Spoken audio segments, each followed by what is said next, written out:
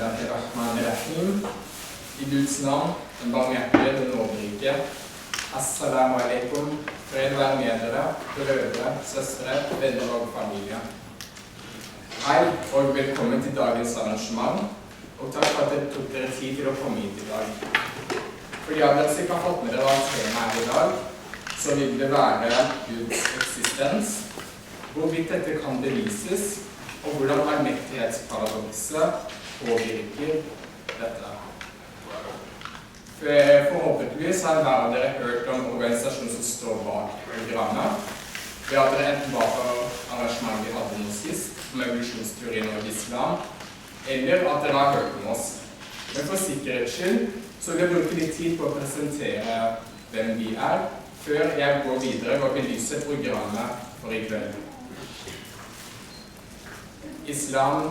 Organisasjonen heter Islams læremetode studentforening. Det er en nyopprettet studentorganisasjon som har som overordnet mål å være en samfunnsorientert organisasjon som skal bidra til debatt, dialog og debattere om ulike filosofiske temaer.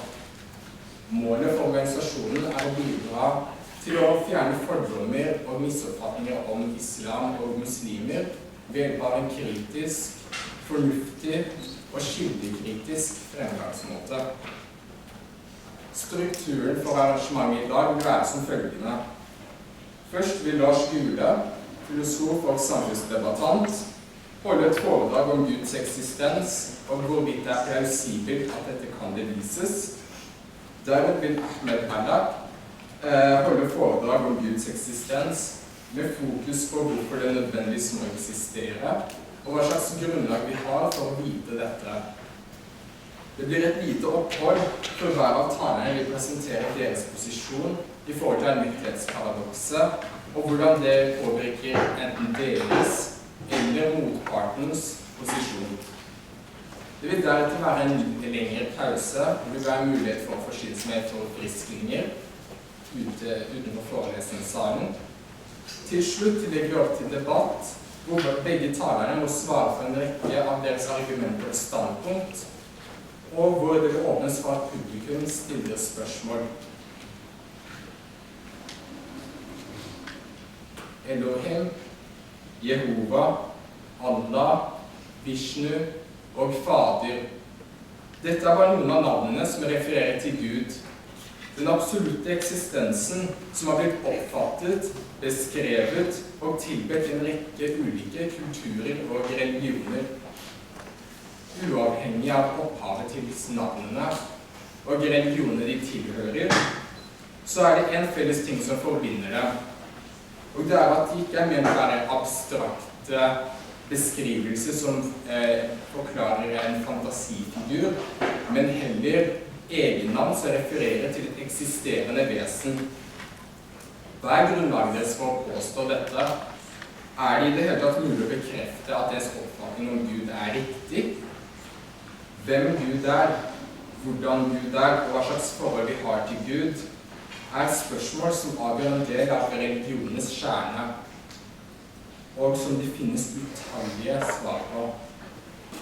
Temaet som vil være i fokus er et spørsmål som debatteres flittig innenfor den vitenskapelige og filosofiske sfæren, og det er: kan vi i det hele tatt bevise Guds eksistens? En av grunnene til at dette spørsmålet er i fokus, er at utgangspunktet man benytter seg av for å besvare dette spørsmålet, vil fungere som et objektivt kriterium, hvor man kan svare på førstnevnte spørsmål som utgjør religionens kjerne. Kunnskap defineres som å være en berettiget, sann oppfatning.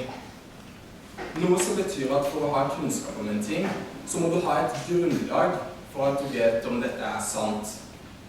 Konsekvensen av dette vil dermed være at dersom man påstår at Gud eksisterer, så må du ha et grunnlag for dette. Dette belyser at problemstillingen om man kan bevise Gud eller ikke, er uavhengig av en spesifikk religion eller et livssyn. Men det belyser om all praten og all debatten om Gud og hans vesen er kunnskapsbasert, eller om det kun er synsing. Dersom man konkluderer med at bevisgrunnlaget for Guds eksistens er irrelevant, og man dermed ikke har et grunnlag for å bekrefte Guds eksistens, hva vil man da betegne som forskjellen mellom å tro på Gud og å tro på julenissen? Millioner av mennesker tror på Gud, mens det er ganske bred konsensus i den voksne delen av befolkningen at sistnevnte, julenissen, ikke finnes. Før jeg slipper Lars Gule til, så vil jeg definere allmektighetsparadoxet, slik at vi alle vet hva det går ut på, og hvorfor det er relevant. Enhver monoteistisk religion definerer Gud som å være allmektig, og anser dette som en forutsetning for hans posisjon som en skapende kraft. Allmektighetsparadoxet har en rekke ulike formuleringer og manifestasjoner, men det mest kjente av dem er paradokset om steinen. Dersom man antar at Gud er allmektig, kan Gud skape en stein som er så tung at selv ikke han kan løfte den? Dersom man sier nei, så har man begrenset Guds allmektighet, for det er det en ting han ikke kan gjøre, nemlig å skape denne steinen. Dersom man sier ja, så har man også motbevist Guds allmektighet, nettopp ved at det vil være en annen ting han ikke kunne gjøre, og det vil være å løfte denne steinen. Hva slags konsekvenser dette paradokset har for troen på en Gud, om det fungerer som et motbevis mot Guds eksistens, eller om det kan overkommes, vil være opp til debattanten i dag å belyse. Da ønsker jeg herved Lars Gule velkommen, og gir han herved ordet. Takk for det. En stor og klassisk diskusjon om Guds eksistens har vært med menneskeheten i uminnelige tider. Vi finner spor av diskusjonen også i åpenbaringene, de såkalte hellige tekster, Det gamle testamentet. Det har engasjert teologer i alle religioner, nesten til alle tider. Spørsmålet blir, hva er det vi diskuterer? Vi kan diskutere en fornuftig Gud, en allmektig Gud, en moralsk Gud. Og vi kan si at alle disse egenskapene eller karakteristikkene må være til stede hvis vi skal snakke om den Gud vi egentlig mener, den Gud vi tilber eller vil tilbe, eller vil bry oss om. Så det er altså nødvendig å avklare begrepet. Og dette er ganske nødvendig, fordi vi ser en tendens i dag til at det hoppes mellom ulike forståelser av hva Gud er. Og dette er en ganske uredelig måte å argumentere på. Og det er den vi så i en TV-serie for nylig, hvor det stilles spørsmål om ikke Big Bang og universets utvikling er et bevis på at det finnes en Gud, eller i hvert fall sannsynliggjør at det finnes en Gud. Men det er et helt annet spørsmål enn spørsmålet om Jahve, Gud, Allah finnes.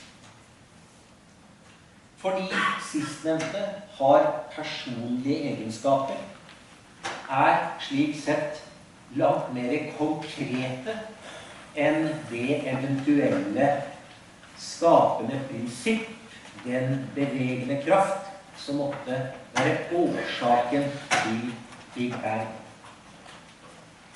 Når man da tillater seg å argumentere med at ja, men det kan jo ha vært noe der før Big Bang, da har vi tatt tak i det hele, og vi har argumentert godt for at det finnes en Gud, og det er den Guden jeg tror på. Det er en tilsnikelse. Det er helt uholdbart. Det er ingen sammenheng, ingen rasjonell sammenheng mellom forestillingen om en slikt abstrakt kausal prinsipp, eller første årsak, og den Gud religiøse mennesker tror på. Med andre ord, hvis vi skal snakke om Gud, så må vi avklare hvilken Gud det er vi snakker om. Hvis man ønsker å kalle det som måtte ha vært før Big Bang for Gud, gjerne for meg, det bringer absolutt intet av informasjon, klarhet, forklaring inn i diskusjonen om hva som var før Big Bang. Om man kaller dette en fluktuasjon i et romtidskontinuum, eller om man kaller det Gud, det er mer forklaring i å referere til den moderne fysikks- og kvantefysikksbegreper enn det er å operere med teologiske størrelser. Spørsmålet om Gud og Guds relevans i en vitenskapelig sammenheng kan også illustreres veldig enkelt med å ta utgangspunkt i hva vitenskap er. Vitenskap er å forklare ting rasjonelt, logisk, forhåpentligvis noenlunde konsistent, basert på kunnskap, altså erfaringer, altså empiri, eller logiske, matematiske resonementer. Det finnes ingen, og jeg understreker ingen, vitenskapelig forklaring på noe som helst i dag som inneholder en referanse til Gud. Per definisjon vil en modell for et eller annet, en eller annen samfunnsmessig sammenheng, en eller annen naturvitenskapelig sammenheng, som sier, og her kommer Gud inn og er årsak til, eller forklarer at det er en artikkel som vil bli avvist i et hvert seriøst vitenskapelig tidsskrift. Ikke engang i teologiske tidsskrifter som er vitenskapelige vil det være plass til en slik referanse. Man kan ha teologiske tidsskrifter som diskuterer kirkehistorie, man kan diskutere gudsbegrepet, men man kan ikke si at gudsbegrepet følger av Gud. Man kan diskutere dette historisk, språklig, sosiologisk, men man kan ikke si at i utgangspunktet var Gud, og derfor er det sånn og sånn. Publiserer man noe slikt, så publiserer man det ikke i vitenskapelige tidsskrifter, men i religiøse traktater, apologetiske skrifter. Om man skriver vitenskapelige arbeider på Det teologiske fakultet her ved Universitetet i Oslo, er det ingen referanse til Gud som forklaring på noe som helst. Kort sagt, allerede i den moderne forståelsen av hva vitenskap er Gud fraværende og må være fraværende fordi Gud er en størrelse av ukjent karakter. Det er ingen som har noen mulighet til å forklare hvordan Gud skulle virke. Det finnes ingen enighet om hvordan det skulle gi mening. Det er vel ulike kristne av forskjellige oppfatninger. Det vil være forskjell på hvordan kristne og hinduer ser på dette. Kristne, jøder og muslimer, muslimer og buddhister, osv. osv. Og det gjør at å bruke Gud som element i en vitenskapelig forklaring, et moment, en årsak, er fullstendig meningsløst. Det er tabu. Det er rett og slett noe man ikke gjør. Jeg har hatt en periode hvor man snakker om God of the gaps. Altså sier vitenskapen har forklart sånn og sånn, men her er det noe vi ikke helt har tatt på. Modellene våre, teoriene våre klarer ikke det. Ja, det er Gud. Den måten å tenke på, som kristne, særlig apologeter, da har benyttet for å si, ja, men der ser det er rom for Gud likevel, den er ut. Det knapt en eneste seriøs teolog som forsøker å levere den typen argumenter i dag. Det finnes selvfølgelig apologeter, predikanter, som forsøker å argumentere på den måten. Men det altså en fullstendig uvitenskapelig tilnærming til hva det vil si å gi en forklaring, en vitenskapelig holdbar forklaring i dag. Og sånn sett kunne man stoppe der og si at Gud irrelevant. Det jo også derfor mange sier at ja, men det har du helt rett i. Dette handler om tro. Men handler det om tro, så blir spørsmålet om Guds eksistens kan bevises eller ikke. Det blir også irrelevant.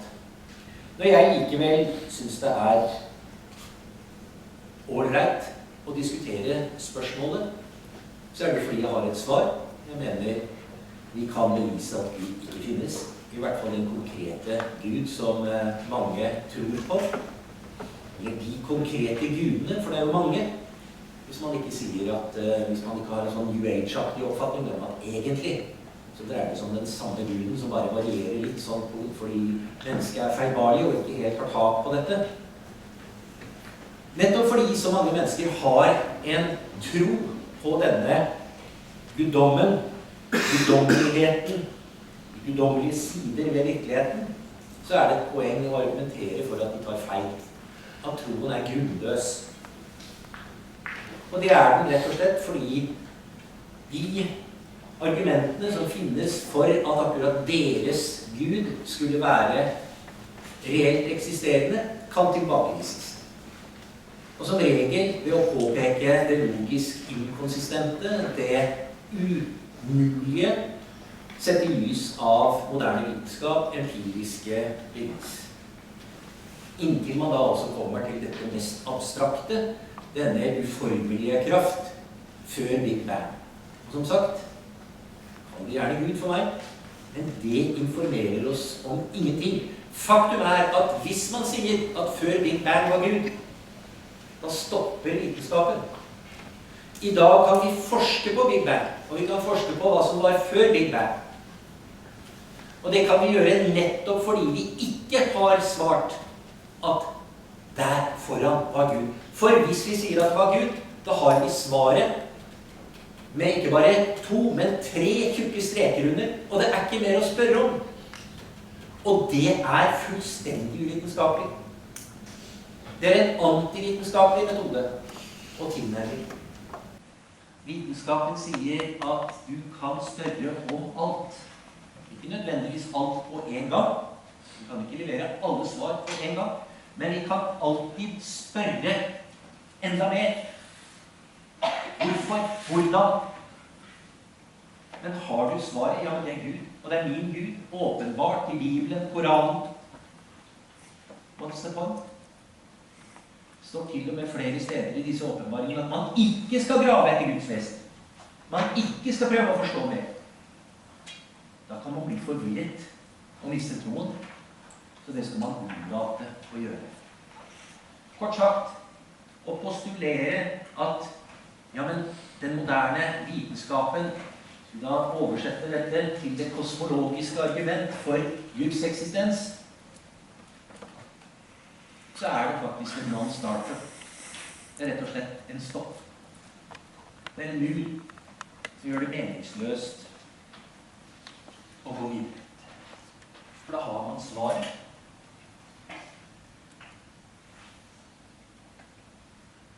Jeg fikk spørsmålet som bakgrunn for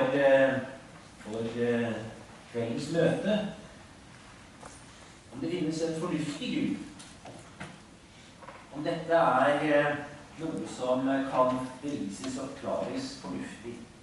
Så må man jo igjen spørre hva fornuft? Hvilke kriterier for fornuft det vi har? Man kunne jo tenke seg at det fanns en ufornuftig Gud. Selv om vi har vanskelig med å forestille oss det. Særlig i religioner som ser mennesket skapt i Guds bilde. Siden vi regner oss som fornuftige, så vil vi gjerne tro at Gud også fornuftig. Problemet jo at det det vanskelig å påvise. hvis man skulle tro på en Gud i det hele tatt. Hvordan kan vi vite at en Gud er fornuftig? Nettopp gjennom denne typen bilder, metaforer, forestillinger om at vi er skapt i Guds bilde, vi er skapt med det formål å være fornuftige, vi er skapt med fornuft for at vi skal, så å si, matche eller nærme oss Guds egen fornuft. Men noen vil også si at vi kan ikke spørre om dette. Vi har ingen direkte tilgang til Gud og Guds fornuft. Gud er skjult for oss, Gud er et mysterium, og det betyr at skulle vi snakke om fornuft, så handler dette om å måtte forsøke å avlede denne fornuften, men da må vi legge inn nye premisser. Da må vi nettopp legge inn den typen premisser at jo, men siden Gud har skapt oss, og vi er fornuftige, så må det være en viss fornuft bak skapet. Man kan også si at Gud har skapt oss med et formål. Og en som skaper noe, eller noen, med en hensikt, med et formål, må jo selv være fornuftig. Da kunne man si at siden vi er skapt i den hensikt å tilbe Gud, så må Gud være fornuftig. Hvorfor det egentlig? Det er så fornuftig å skape oss småkryp i universet for at vi skal tilbe en eller annen merkverdig størrelse. Hva er fornuften i det? Hvilke kriterier for fornuft har man da? Hvorfor er det rasjonelt? Skaper vi våre barn for at de skal tilbe oss? Nei. Vi får barn fordi vi har en iboende drift, og vi har evne til kjærlighet, og så oppdrar vi barn til å bli selvstendige. Jo, kanskje de skal respektere sine foreldre. Det er fint hvis de gjør det. Men vi kan faktisk ikke kreve det.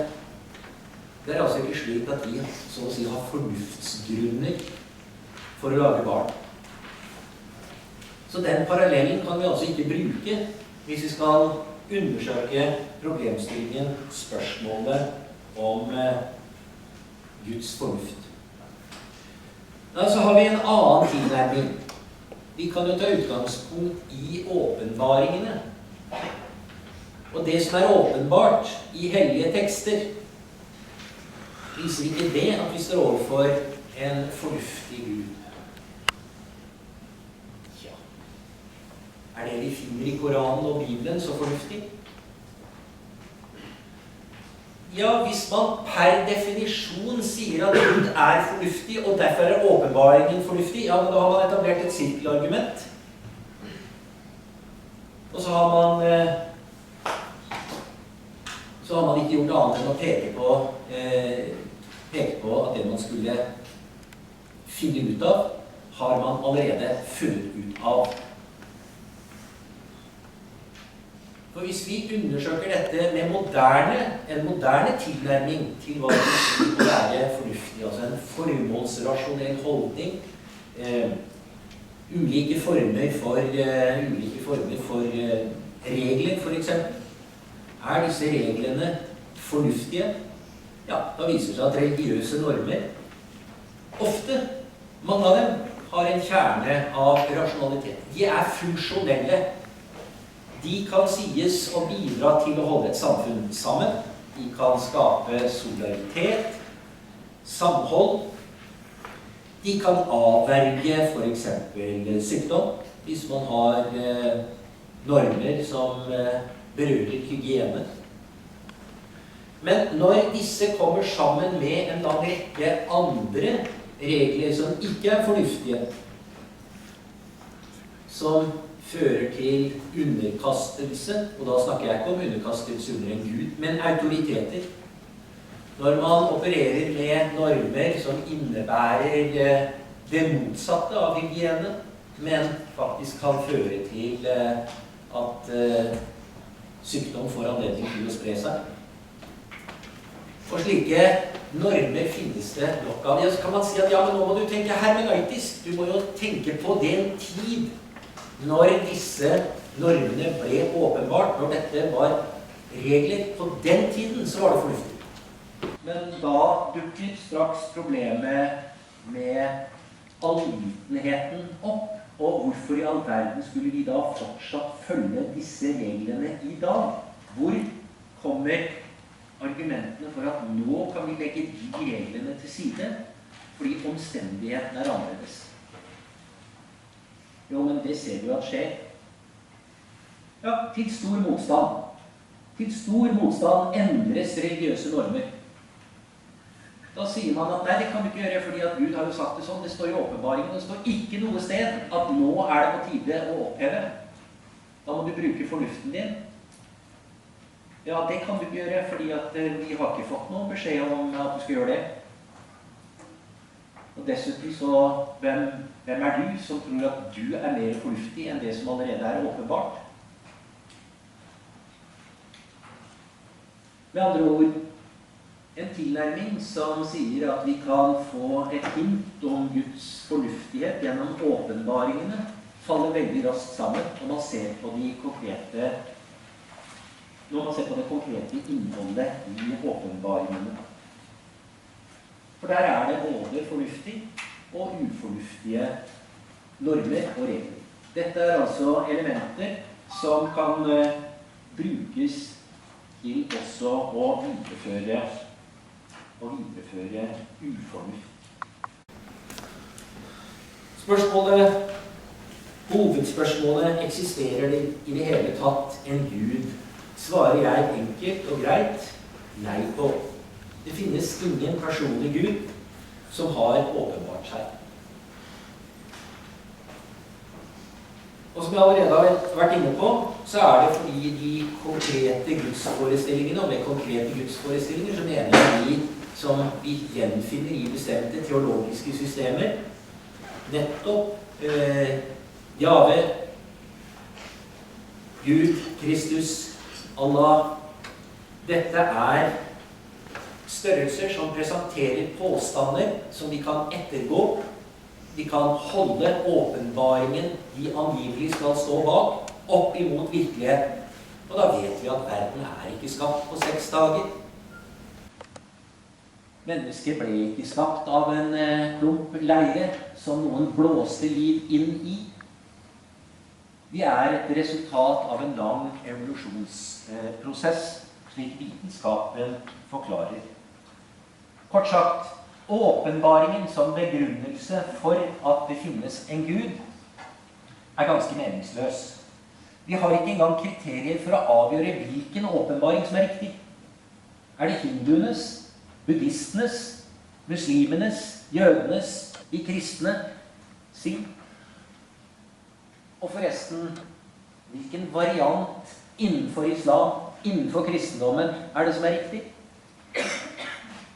Når ikke engang shiaer og sunnier kan være enige om hva som er den rette åpenbaring, så blir det jo ganske meningsløst å tro at man gjennom åpenbaringen skulle kunne finne bevis som overbeviser, for et bevis overbeviser andre enn de som allerede tror.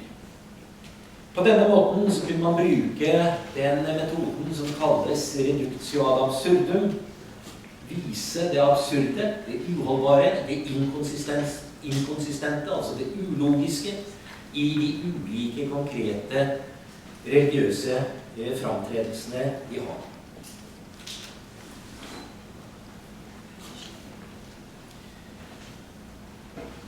Men igjen vil noen si at spørsmålet kan ikke avgjøres så enkelt. Vi har nettopp dette Big Bang, og det må jo passe. Nei, det gjør ikke det. Hvis man undersøker dette nærmere, og det kan man gjerne gjøre vel og lenge, så gir heller ikke det, som jeg også allerede har vært inne på nå, på noe godt grunnlag for å postulere at det finnes en Gud. For å si det veldig enkelt, hva i all verden skulle Gud kunne forklare ved virkeligheten som ikke vitenskapen kan forklare bedre? Hvis vitenskapen ikke har svaret i dag, så er det i hvert fall ikke en henvisning til Gud et rasjonelt og fornuftig, enn si vitenskapelig svar. Så skulle vi drøfte allmektighetsparadoxet. Og det skal vi ta etterpå, men det finnes en variant av dette paradokset, slik som du gjorde rede for det, kjent som dette steinparadokset. Men du har også den varianten av paradokset som for min del kanskje er det viktigste argumentet mot at det finnes en Gud. Og det er det slik at Gud er villig til å hindre ondskap, men ikke er i stand til det, så er ikke Gud allmektig. Eller så er Gud i stand til å hindre ondskap, fordi hun, det er allmektig, men vil ikke. Da er Gud ond. Uansett er ikke det en Gud jeg ønsker å ha noe med å gjøre. For meg er dette en umoralsk posisjon, og vi klarer oss langt, langt bedre enn å forlite oss på slike umoralske posisjoner. Da sier jeg takk for oppmerksomheten så langt.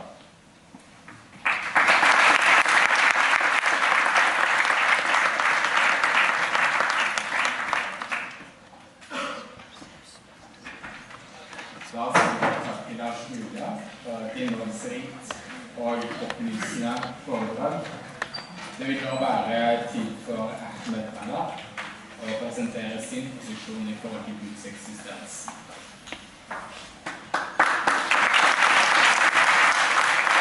Jeg vil gjerne takke INMS for invitasjonen.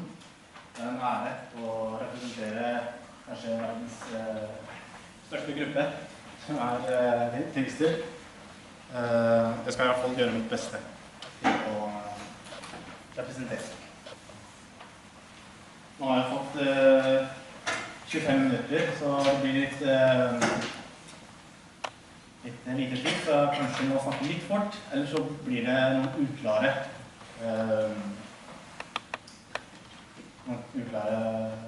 begrep som dere kan gjerne stille spørsmål.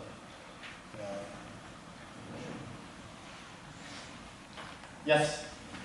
Det jeg kommer til å si er at jeg kommer til å gå gjennom bevis og bevis etterpå når jeg er ferdig med innledningen. Og de bevisene er det inkluderer både innledning, så kommer jeg med konklusjonen etterpå. Bare sånn at det er klart. Eksisterer Gud. En kjent teolog og filosof som heter Sant Augustin sier: Gud er best kjent ved at man ikke kjenner ham. Men hva betyr dette? Betyr det at vi ikke skal spørre om hva Gud er? Skal vi ikke stille spørsmål om Guds eksistens? Fordi det, som det ble sagt tidligere, så er Guds bilde veldig forskjellig. Er Gud en eller flere? Er Gud en form for energi, eller er han en form for kraft? Er Gud ei ku vi tilber, eller er det en mann som står oppe i himmelen og kaster lynnedslag over oss? Fordi dagens debatt har en vesentlig viktighet av forståelsen om hva Gud er. Uavhengig om man er teist, altså tror på at Gud eksisterer, ateist, tror på at Gud ikke eksisterer, eller en agnostiker, rett og slett en som er i tvil.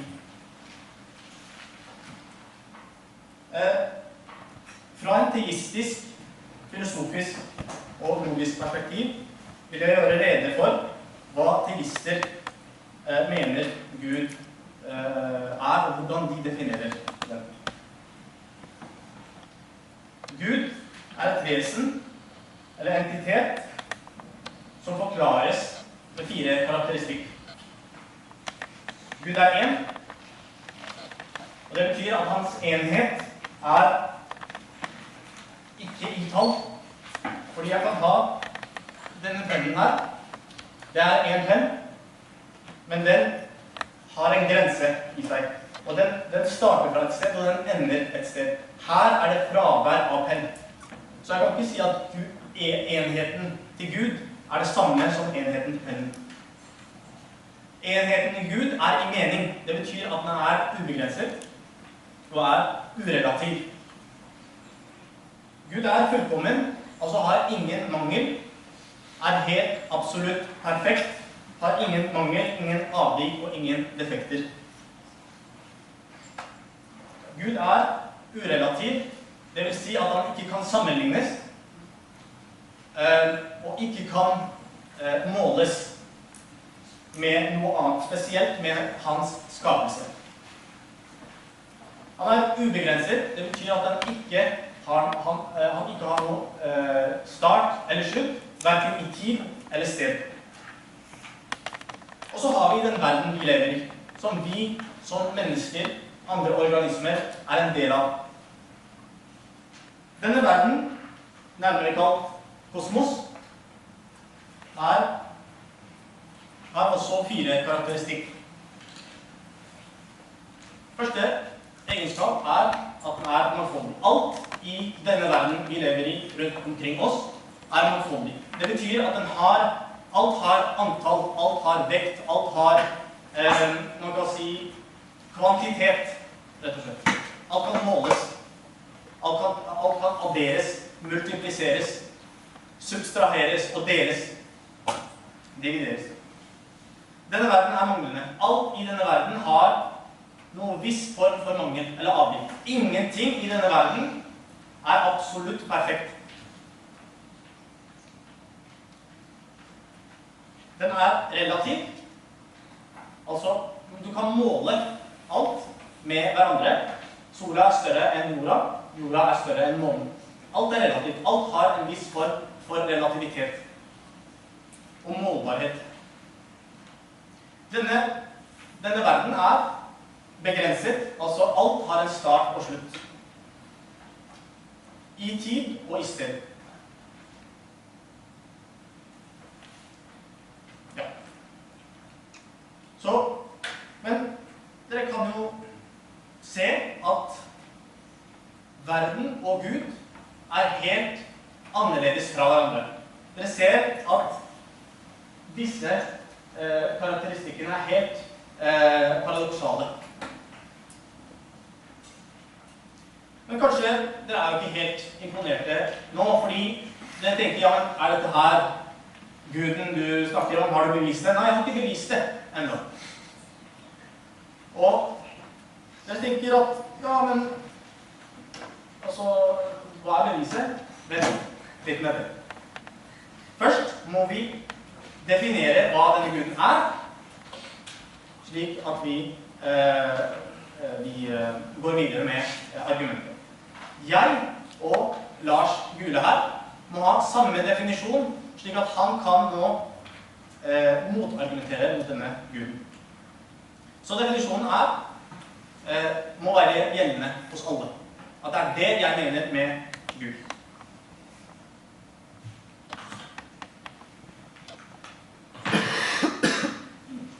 Yes.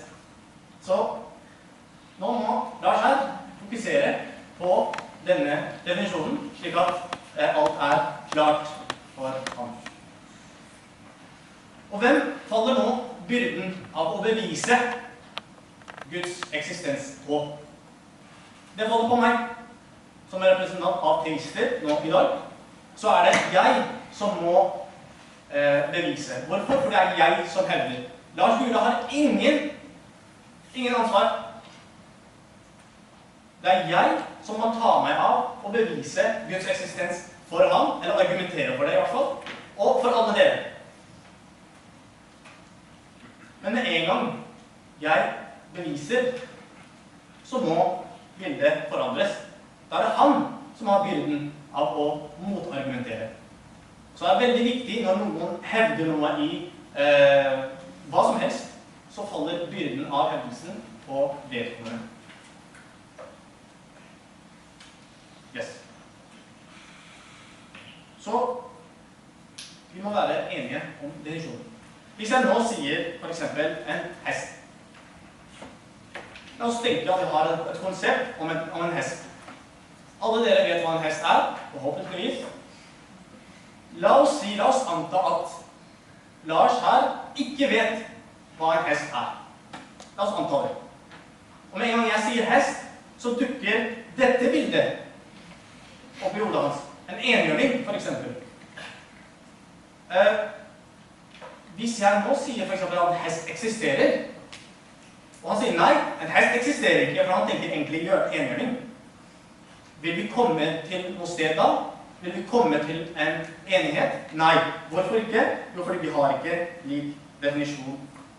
Så derfor, når jeg mener at Gud er en fullkommen, urelativ og ubegrenset, så må han svare på det.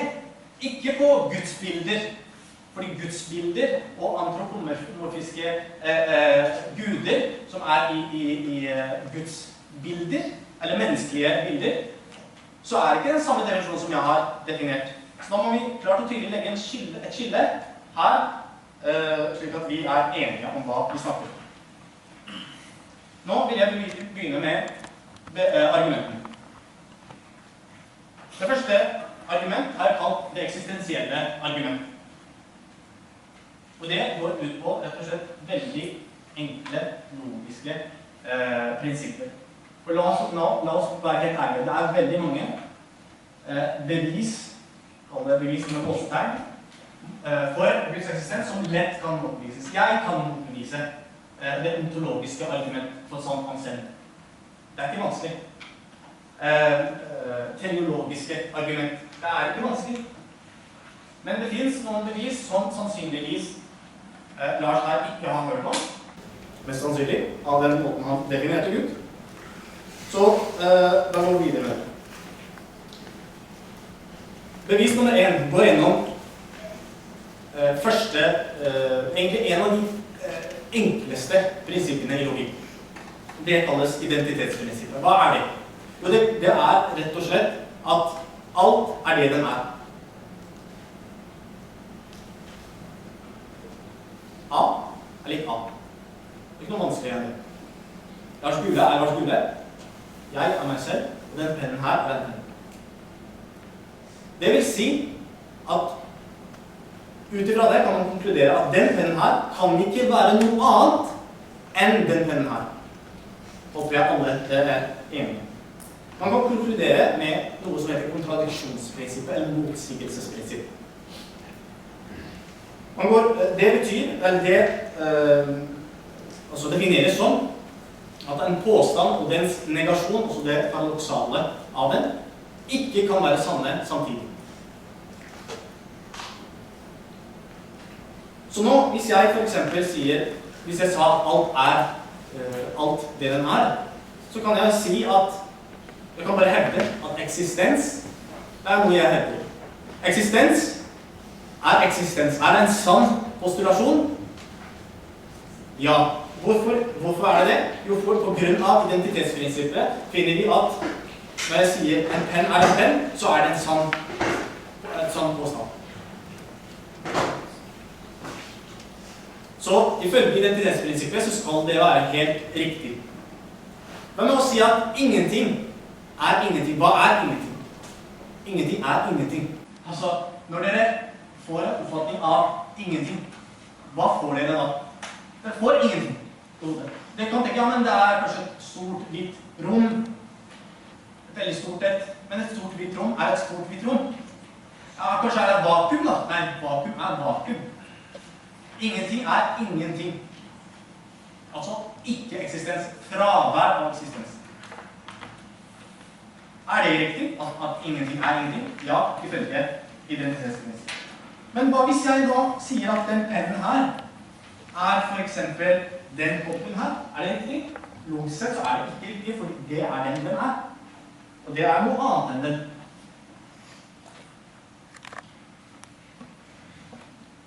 Så det å si at eksistens er ikke-eksistens. Er det riktig? Nei. For da går du til kontradiksjonsprinsippet, den som sier at en påstand og dens negasjon kan ikke være sanne samtidig. Så det er ikke sant å si at eksistens er ingenting. Altså, eksistens er ikke eksistens. Eksistens eksisterer ikke. Det er helt feil, logisk feilslutning. Hva med å si det motsatte? Er ingenting eksistens? Nei, det kan man heller ikke si, grunnet kontradiksjonsprinsippet.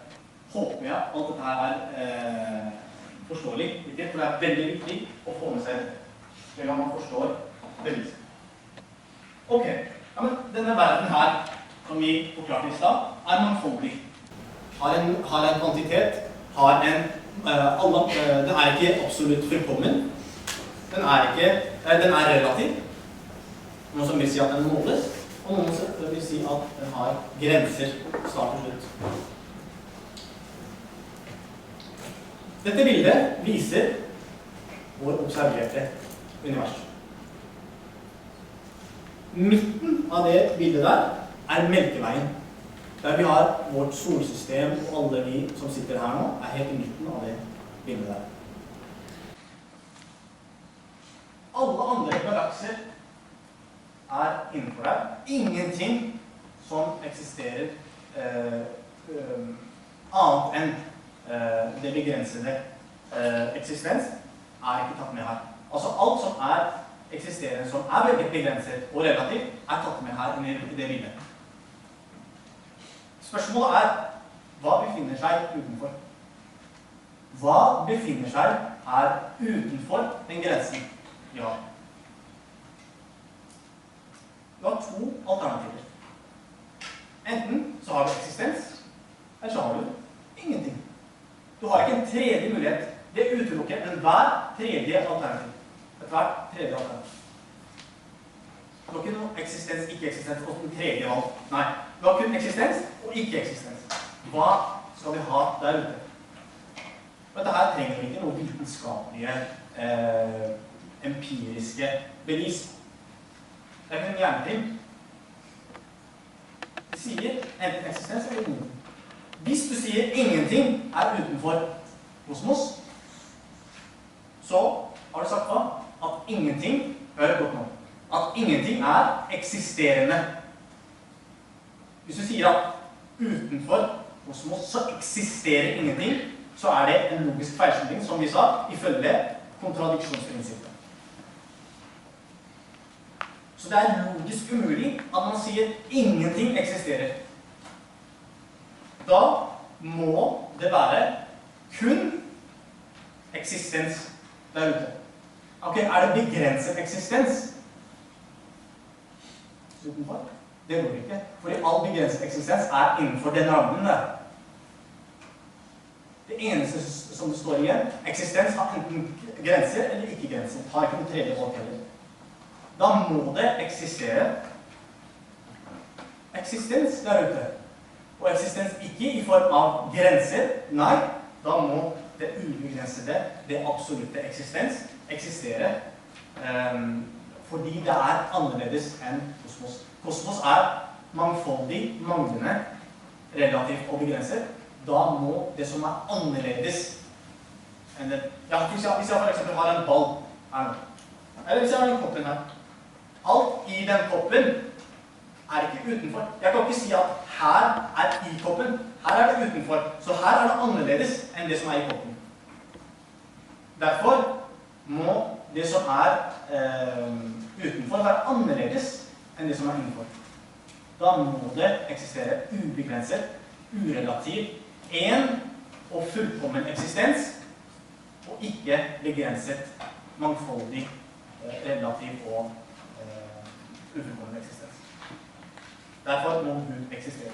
Det er første bevis.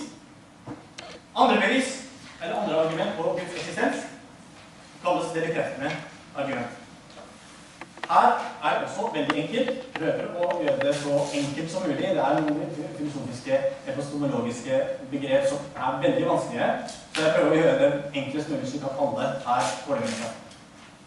I logikk og epistemologi så har vi noe som kalles konsept. Jeg har konsept. Når jeg sier penn, så får alle dere det bildet her.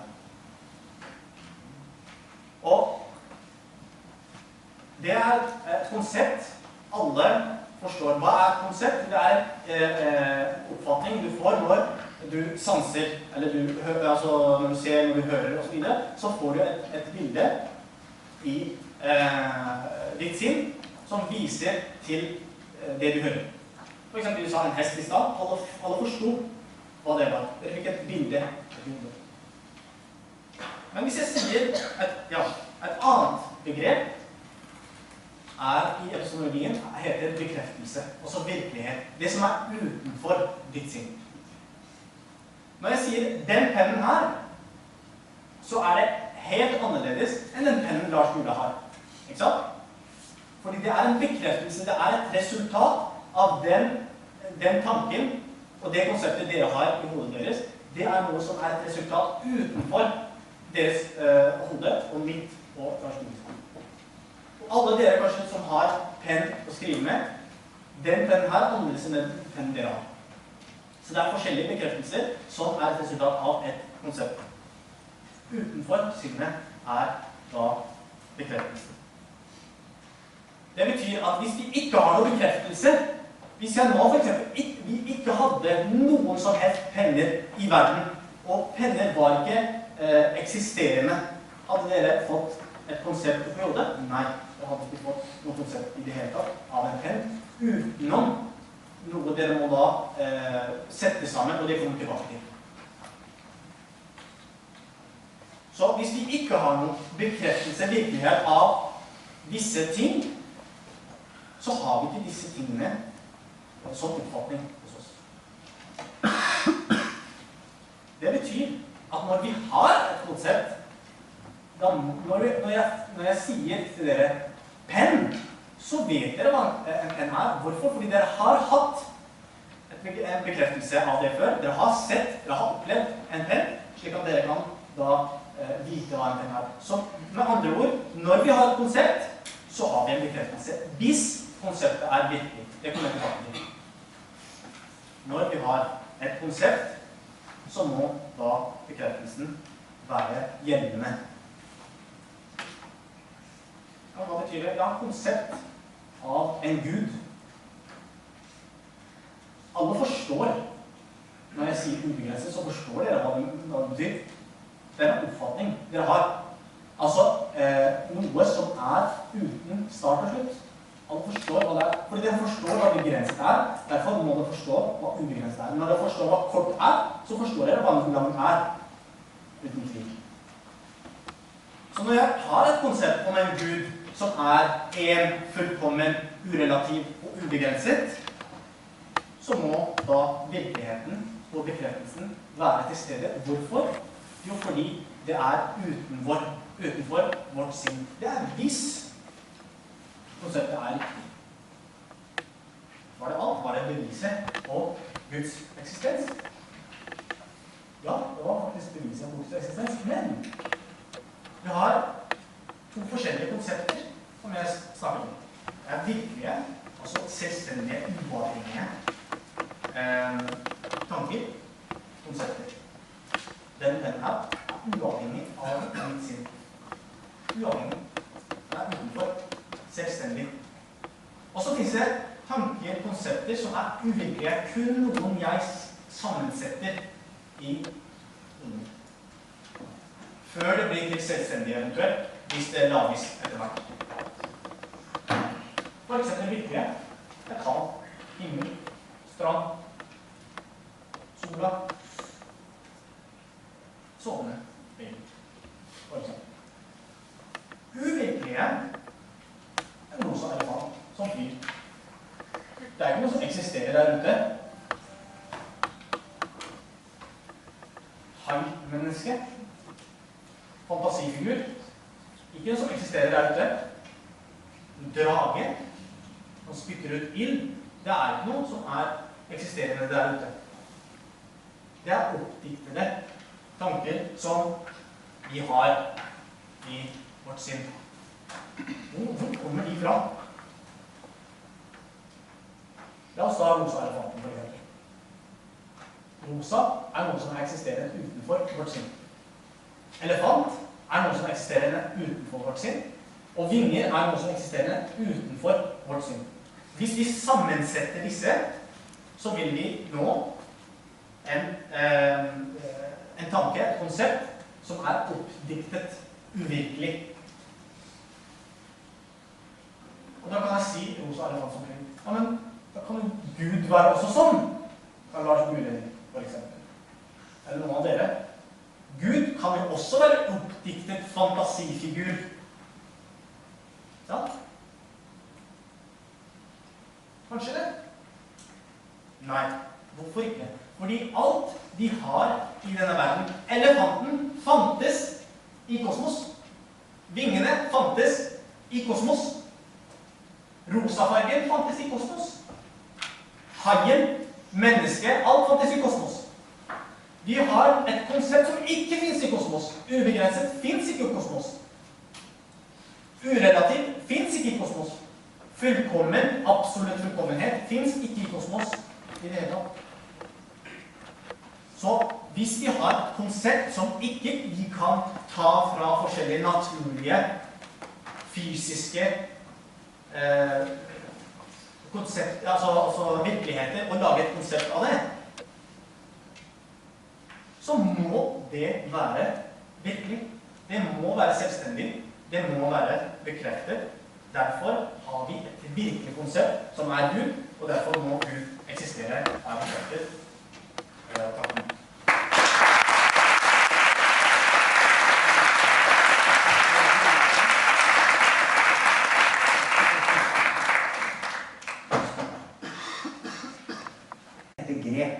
Konsept er en anglisisme, og det er beklagelig at det svekker foredraget ditt, fordi her blander man begreper, et engelsk ord for begrep, og konsept. Et konsept på norsk er en sammensetning av mange ideer, relaterer seg til konseptkunst og arkitektur, hører ikke hjemme i det norske språk på den måten mange av dere allerede bruker ordet i oppgaver som dere skriver. Og dette bekymrer meg, og derfor så sier jeg det nå, slik at dere slutter å skrive om konsepter når dere mener begreper. Og hvis dere mener ideer, så skriver dere om ideer og ikke konsepter. Og dette er viktig, for språklig klarhet er helt avgjørende. Vi får greie opp til den språklige uklarheten i replikkrunden etterpå, men dette synes jeg faktisk er alvorlig, at disse anglisistene sniker seg inn i språket, så dette er en oppfordring til dere som studenter. Skriv ordentlig, og ikke bruk engelske uttrykk, for det gir inntrykk av at dere faktisk ikke har skjønt det dere har lest. Det irriterer sensorer. Jeg sitter akkurat og sensurerer noen dager, så jeg vet hva jeg snakker om. For å svare på det som nettopp ble sagt, det er delvis irrelevant hva slags konsept eller begrep du bruker, så lenge du definerer det. Det ble definert nå, slik at det vil ikke være uklarheter. Så det er ikke så katastrofalt som vi skal ha det til. Da vil vi gå over til at vi vil ha en drøfting av allmektighetsparadoxer. Det vil være 15 minutter til hver taler. De vil presentere deres posisjon, og hvordan det eventuelt styrker deres posisjon, som kan være at Gud ikke finnes, eller at det ikke har noe å si for om Gud finnes eller ikke. Og vi starter med Lars Gule. Vær så god.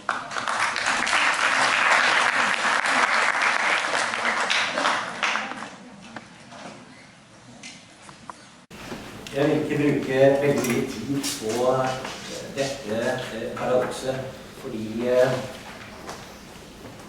det dette paradokset egentlig forteller oss, og kort rekapitulert, kan en Gud skape en så stor stein at han selv ikke kan løfte den, altså en allmektig Gud. Nå ser det ut som om Guds allmektighet er begrenset hvis han ikke kan skape en så stor stein. Men hvis han kan skape en så stor stein, så kan han ikke løfte den, så er han altså begrenset uansett hvordan du snur og vender på det. For meg forteller dette at begrepet allmektig er problematisk. Det er kanskje ikke meningsfullt i det hele tatt. Og slik er det med mange begreper som de bruker. Vi forstørrer og forstørrer. Å, allmektig, ja, det er en som er veldig mektig. Nei, det er mer enn det. Det er super... Nei, det er mer enn Supermann også. Supermann er jo... Han blir jo drept hvis han kommer bort i grønn kryptonitt. Så det må være noe enda mer. Og slik kan vi legge på og legge på. Vi kan abstrahere. Det er ikke dermed sagt at begrepet blir mer meningsfullt. Det blir kanskje mindre meningsfullt jo mer abstrakt, jo mer absolutt vi gjør det. Så finnes det da måter å redusere paradokset på ved å si at ja, men altså, Gud er også bundet av logikkens lover. Aha. Så er altså Gud begrenset. Hva kom først? Gud eller logikken? Og mange vil si at ja, men det er jo opplagt at Gud kan ikke skape en så stor stein at han ikke kan løfte den selv. Det er logisk umulig. Så dette behøver vi ikke å bry oss om, for Gud kan heller ikke tegne en firkantet sirkel. Nei vel, så er altså Guds allmektighet begrenset. That's it.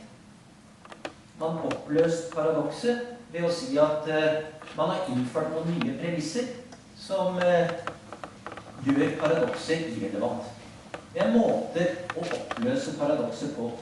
For meg er det like greit å holde fast på paradokset som et uttrykk for begrepets notoriske uklarhet. Og det vil vi også komme tilbake til, men det gjelder flere av de begrepene, uttrykkene som Ahmed brukte. Det ene, det absolutte, det ubegrensede, det uendelige. Hva er uendelig? Vårt univers er faktisk uendelig. Det er ikke begrenset, og samtidig er det begrenset. Det er moderne fysikk. Så fantastisk er den moderne fysikken siden Einstein. En uendelig begrensethet, begrenset uendelighet. Paradokser som lar seg modellere matematisk og derfor oppheves i matematikkens verden. Og ufattelig vanskelig for den menneskelige hjerne å begripe. Sier man, ja, men det er Gud også.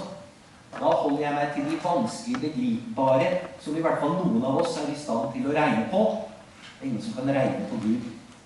Så han forblir ubegripbar, paradoksal, mens vi kan løse en del av disse paradoksene. Et annet eksempel, fraktaler. Har vi fått med dere hva moderne fraktaler er? Det er begrensede uendeligheter. Begrensede uendeligheter. Sjekk når dere kommer hjem. De som har PC foran seg, kan google med en gang. Fraktaler. Et annet eksempel.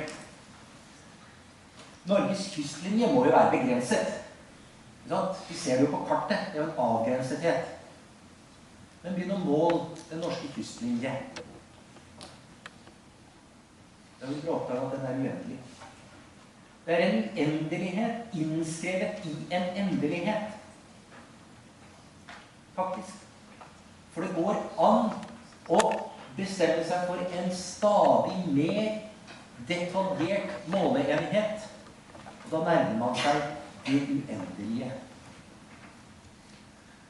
Så dette sier noe om at en del av våre begreper er fantastisk vanskelige å forstå.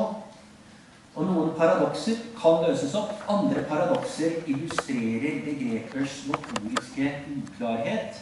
Og allmektighetsparadokset, forstått som dette med steinen. Eller man kan formulere på en annen måte. Kan Gud ta livet av seg selv? Kan Gud begå selvmord? Tenk over det. Takk. Yes, da har jeg først nå registrert meg første hersketeknikk av Lars her. Å spille på språk er kanskje ikke det beste kortet du kunne tatt fram foran alle her. Så lenge, som Marie sa, så lenge oppfatningen kommer frem, så er det egentlig det jeg bryr meg om. Jeg bryr meg ikke om jeg sier dette her på engelsk, om jeg sier dette her på mandarinsk. Så lenge man forstår det, så er det nok for meg.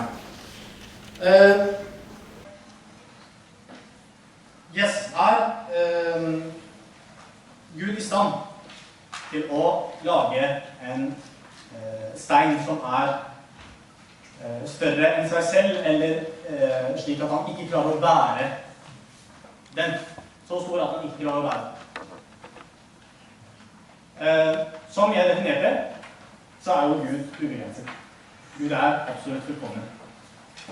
Er det slik da at steinen kan steinen, hva er en stein? Stein er en begrenset eksistensgrad. Kan en begrenset eksistens være større enn en ubegrenset eksistens? Det er spørsmålet. Det er umulig at en begrenset eksistens, som har en grense, som har en form, til å være større enn noe som er ubegrenset. Fordi noe som er ubegrenset og urelativt kan ikke sammenlignes slik at du sier at den er større, eller den er mektigere, eller den, for eksempel, Gud ikke klarer å bære den. Så nei, Gud kan ikke skape, jeg sier det rett ut, Gud kan ikke skape en stein som er så stor som, og det er veldig viktig, som er så stor at han selv ikke klarer å bære den.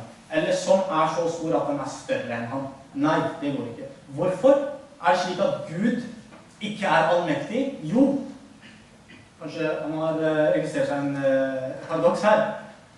Jeg sier at Gud kan ikke skape en stein som er større enn han. Er han allmektig? Ja. Ok. Det vil si, det jeg mener, er at det er ikke slik at det er svakheten i Gud at han ikke klarer å skape en stor stein. Svakheten ligger i steinen, at den ikke klarer å være uten grenser. Så det er ikke slik at Gud er ikke allmektig fordi han ikke klarer å skape. Steinen går ikke an å bli skapt. Altså, den steinen det er umulig at den steinen blir skapt, sånn at man sier at Gud har skapt den. Gud er helt, altså det Gud skaper, altså det Gud skaper og hvordan vi tror på Gud. Vi tror på Gud logisk sett, vi tror på Gud fornuftig sett. Så det at Lars her kommer og klager på språk, og det var kanskje den eneste klagen han hadde, jeg vet ikke om han har noe ekstra, men det jeg sa i stad, og det jeg beviste, var egentlig ikke svart på. Jeg vet ikke om det var slik at han skulle svare på det eller ikke, men det var i hvert fall det eneste han hadde å si. Det var det viktigste han hadde å si. Så kommer vi til det eksempelet han tok opp i talen sin, om at en annen måte for å forklare allmektighetsparadoxet er slik at Gud er i stand til å forhindre ondskap. Hvis han er det og ikke gjør det, så er han ond. Og hvis han ikke klarer det, så er han hva? Ikke allmektig. For det første, stiller du det spørsmålet før du beviser Guds eksistens, eller etter at Guds eksistens er bevist for deg? Altså før, for det vi må forstå her, er slik at vesenet til stede og gjeldende, slik at du stiller det spørsmålet om hvordan handler han? Eller er det slik at Gud eksisterer? Det er forskjell med hva du bruker en kniv til. En kniv i seg selv er god. Hva du bruker den til kan være godt og kan være ond. Så handlingen er helt annerledes enn vesenet.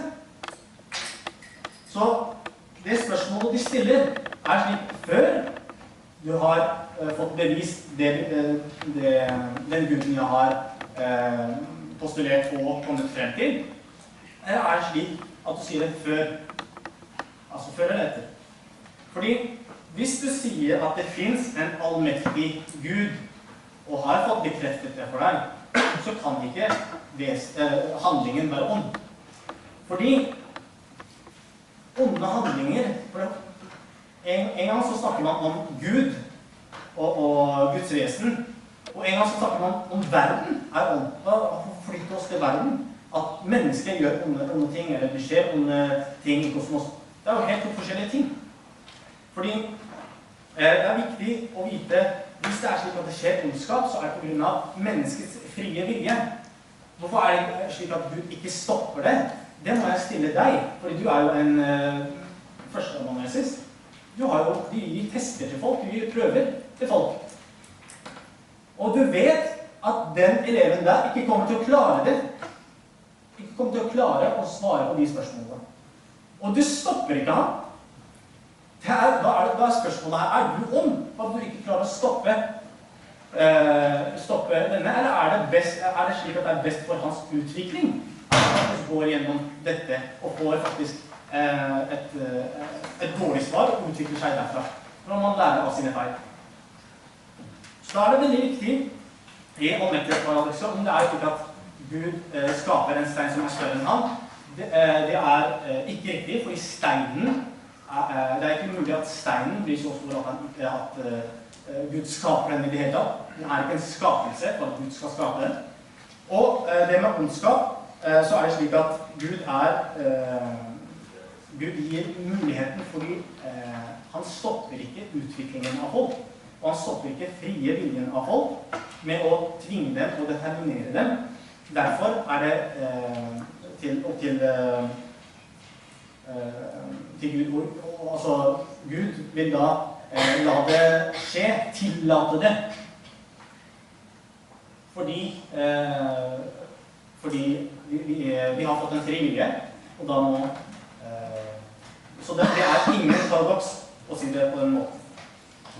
Så sier du at hva kom først? Hva kom først? Er det Gud eller logikken? Gud kan jo ikke tegne en firkant. Og da kommer du frem til en sirkelargumentasjon. For du hevder at Gud ikke eksisterer, og så sier du at Gud ikke er allmektig.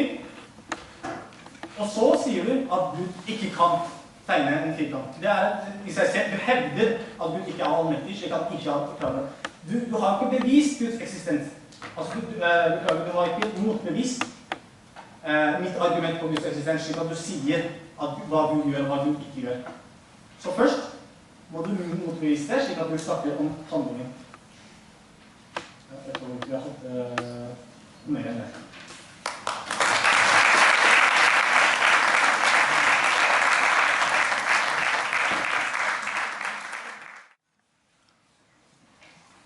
Da har tiden kommet for debatt.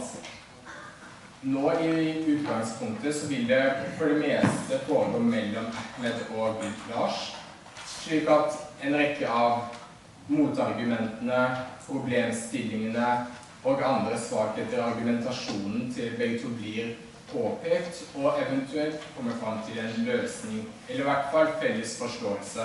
Da har vi kommet langt. Før vi begynner debatten skal jeg belyse litt generelle retningslinjer for hvordan det kommer til å foregå. Hver av talerne vil få 3 minutter til å eventuelt stille spørsmål til den andre, komme med en kommentar eller komme med en kritikk. Deretter vil det være 4 minutter til å svare på dette. Det vil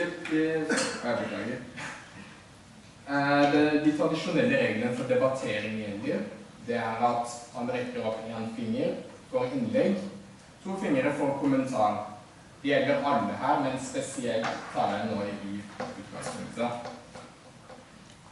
Og til slutt, etter debatt og etter spørsmål og svar, så vil hver talerne få 10 minutter til å komme til avslutningsinnlegg.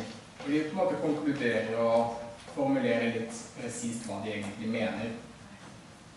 Før vi starter med debatten, så vil jeg komme med et spørsmål til hver av talerne som de svarer på, så vil de få ta over ordet når det gjelder å komme med kritikk av hverandre. Og vi starter med Lars Gule, som det var det vi gjorde tidligere.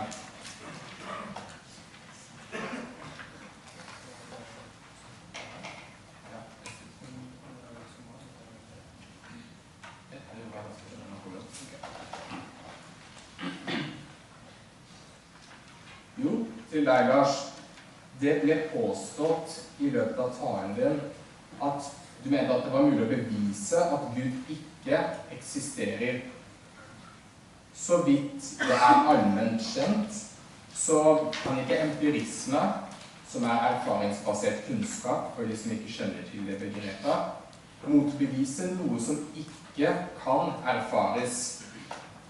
Da lurer jeg på, hva slags grunnlag har du for å bruke empirisme slash vitenskap for å slutte til at Gud ikke eksisterer, ettersom Gud ikke er empirisk analyserbar, noe som også ble påpekt i foredraget ditt. Og vil et fravær av empirisk bevis være et bevis mot Guds eksistens? Eller vil dette heller belyse begrensningen i den empiriske vitenskapen? Vær så god. Takk for det. Man kunne svare enkelt at det vi ikke kan erfare, det vi ikke kan påvise, det eksisterer ikke. Og slik sett så er det en sannsynliggjøring av at Gud ikke finnes. Hva som regnes som bevis er et omstridt spørsmål i filosofi, i kunnskapsteori i seg selv. Man skal være forsiktig med å si at noe ikke eksisterer, men man kan altså argumentere for at det som er selvmotsigende, ikke kan eksistere. Det er i hvert fall ikke et meningsfullt begrep hvis det er selvmotsigende. Og da vil jeg gjerne kommentere noen av Ahmad sine synspunkter og påstander. Det kan du få gjøre etter hovedsaken, så jeg bare besvare spørsmålet. Så skal jeg få besvare et spørsmål, så kan dere gjerne kommentere. Så hvis det er svaret ditt, så kommer spørsmålet videre til Ahmed. Spørsmålet til deg da, Ahmed.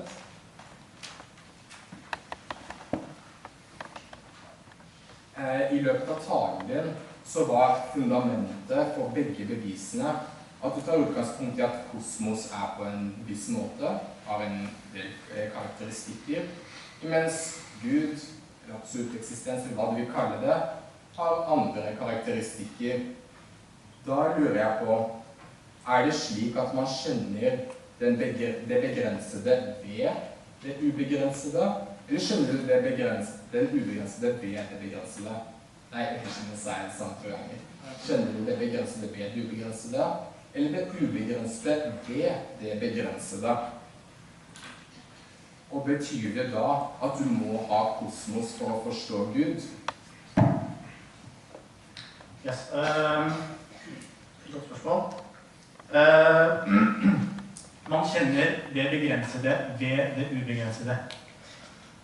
Fordi når vi sier begrenset eksistens, hva mener vi da? Da mener vi en eksistens som er begrenset. En eksistens som har en grense. Og hva kommer først da? Er det grensen, eller er det eksistensen som kommer først? Altså i vårt hode, hva er det vi forstår først? Når vi for eksempel sier en rød stol, så forstår vi at det omhandler ikke rødheten, men det omhandler stolen, at det er den som er rød. Så når vi sier begrenset eksistens, så vet vi at det omhandler eksistensen, og ikke grensen. Så vi forstår en eksistens før vi forstår, så logisk sett, fornuftig sett, så forstår vi en eksistens før vi forstår en grense. Så når, og alltid når du definerer en ting, og skal få vite hva en ting er, så må du forenkle det. Altså, la oss si, jeg sier for eksempel, jeg liker penner, skjønner du. Hvis jeg for eksempel sier, det er en penn. Ok, definer det. Alle kjenner hva en penn er, og for at alle dere skal kjenne det, så må dere definere det for meg. Og så sier jeg, ok, men hva er en penn? Så sier man, ja, det er noe som har plastikk, noen andre metaller, blekk som kommer fra noe annet, ok? Men da har du definert denne pennen med noe annet. som enklere å forstå. Materialet enklere å forstå enn, og plastikk for eksempel enklere å forstå. Altså det kommer før pennen. Og så sier han, hva materialet da? Blir som en unge og sier hvorfor hele tiden. Hva materialet? Hva plastikk? Hva det? Så sier vi, ja, men det en viss form for eksistens som det og det og det. Så sier vi, ja, men, og du definerer det til mye enklere der igjen, og sier eksistens. Og så sier vi, ja, men hva eksistens? Men det har vi ingen definisjon på. Fordi det såpass enkelt at du måler alt med eksistens. Og du måler, det visse ting du ikke kan definere, som kjennskap for eksempel. Det så elementært. Hvis Lars Gule for eksempel skal definere kjennskap, og hvis han skal gjøre det, så det hans kjennskap av kjennskap, og ikke kjennskap i en generell betydning.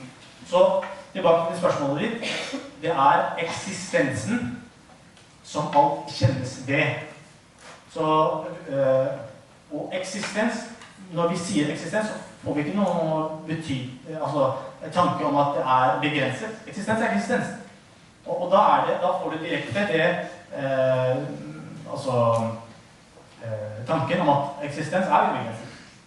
Du har ikke noe som grenser deg. Med en gang du tar bort grensen, for det kommer etter, den grenser eksistensen, så får du en tanke om at det en ubegrenset eksistens. Så du kjenner alt ved Gud, og ikke Gud ved alt. Ja, takk for det. Lars, da vil du få 3 minutter til å komme med ditt spørsmål, din kommentar eller din kritikk. Vær så god. Ja, jeg tror jeg vil ha 10 minutter nå, jeg har 3 minutter til slutt. Fordi å gå gjennom disse punktene en ganske omfattende prosess. Jeg begynner med det siste som Ahmed snakket om, nemlig de elementære så å si byggesteinene i vår forståelse. Eksistens, at noe det forstår vi med en gang. Nei, det gjør vi ikke. Det nettopp det vi ikke gjør. Det noe vi erfarer, og det noe filosofer har forsøkt å finne ut gjennom 3000 år, så det hva noe Og det slett ikke elementært. Det grunnleggende. Ontologisk så det grunnleggende. Men det uhyre vanskelig å få grep om hva noe eller at noe Det noe av de mest grunnleggende filosofiske spørsmål som vi fortsatt strever med. Så dette på ingen måte enkelt. Og her det mange begreper som uhyre interessante og uhyre problematiske. Og vi kan spekulere i hvordan de har oppstått, liksom allmektig. Det lett å tenke seg at det handler om mektig, og så legger vi på enda litt, og så har vi fått et abstrakt begrep. Og historisk så var det få allmektige guder. Gudene blitt allmektige etter hvert, hvis vi ser på den historiske utviklingen. Guder begynte som stammeguder, som partikulære guder, på lik linje med andre stammers guder. Og så kranglet de seg imellom, og vår Gud bedre enn din Gud, og han tøffere, og vår en torpegud, mens du har bare en sånn regngud. Det var nettopp dette, rivalisering mellom ulike stammer og folkeslag, ikke minst i Midtøsten, handlet om i førhistorisk tid. Men den menneskelige tanke utvikler seg, og den utvikler seg nettopp over tid. Blant annet ved at man legger til, ved at man reflekterer over ulike størrelser og ikke minst begreper. Og en del av de begrepene Ahmed viste til, begreper vi kjenner fra den greske filosofien, og en del av dere burde huske en del av det han sa fra eksamen filosofikum. Det handlet om Platons idélære. Forestillinger om at begreper, ideer, eksisterer i fullkommen form i en egen sfære. Denne platonistiske innflytelsen ser vi i kristen og i islamsk tenkning. Da har du 20 sekunder igjen. Men poenget er at denne påstanden om slik her, men altså det blir litt meningsløs diskusjon. Jeg tror vi skal ha det litt friere her nå. Vi har en tidsramme fram til klokka sånn og sånn, så får vi holde oss innenfor det. Jeg bruker 10 minutter nå, så tar jeg 2 minutter til Hvis slutt. du heller følger strukturen og deler opp poengene dine, og deler opp spørsmålene. Ja, men det blir jo rett og slett, det blir litt vanskelig, så da blir det veldig springende hvis vi skal hoppe fram og tilbake. For her er et resonemang som faktisk krever en avslutning. Da får du eventuelt ta det i slutten, men det her handler om at det skal være fullbart debatt, ikke monologer, ikke 10 minutters monologer, hvor du snakker i 10 minutter og Ahmed snakker i 10 minutter. Det vil ikke være en debatt, det vil være en monolog. Så derfor forholder vi oss til 3 minutter, og Ahmed svarer på dine kommentarer. Jeg sier at det er faktisk ikke mulig å gi et fornuftig svar på 10 minutter. Dette, altså Guds eksistens på 3 minutter. Unnskyld meg, men det er faktisk ikke meningsfullt. Her er det et resonemang om jeg bruker 10 minutter, det tror jeg ikke, men at jeg bruker noen minutter til, det synes jeg er ganske elementært. En tidsramme skal ikke være en tvangstrøye, da blir det i hvert fall ikke noen skikkelig debatt. Men jeg avslutter med mitt resonemang, ellers er det rett og slett bare for meg å gå hjem. Så enkelt er det. For all del, nå har jeg gitt en struktur, og det er slik at hvis du ikke klarer å dele opp argumentasjonen din... Nei, jeg klarer ikke det. Beklager. Greit, da får vi ta oss egentlig fullføre resonemanget ditt, så får vi se om vi blir litt klokere av det. Ja, takk. Poenget er at det å definere begreper som transcendente, noe som eksisterer i en egen verden for seg, det har vært brukt av en del idealister for nettopp å begrunne også Guds eksistens. Aristoteles leverte en ganske fundamental kritikk av Platons idélære. Plasserer begrepene på et helt annet nivå, nemlig i mennesker, i vår tenkning, ikke som noe utenfor noe som eksisterer i en fullkommen verden. Denne diskusjonen har vi hatt gjennom hele filosofihistorien mellom idealister, såkalte realister, og nominalister, de som mener at begrepene nettopp bare er språklige uttrykk, de er ikke noe mer. Og så er spørsmålet det fullkomne, og dette har vært diskutert gjennom filosofihistorien og teologien, det fullkomne vil ikke være fullkomment uten at det eksisterer, har vært en påstand.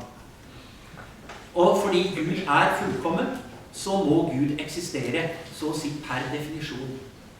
Men det er ikke et logisk holdbart resonemang. Det er ikke slik at fullkommenhet krever eksistens for å være fullkomment.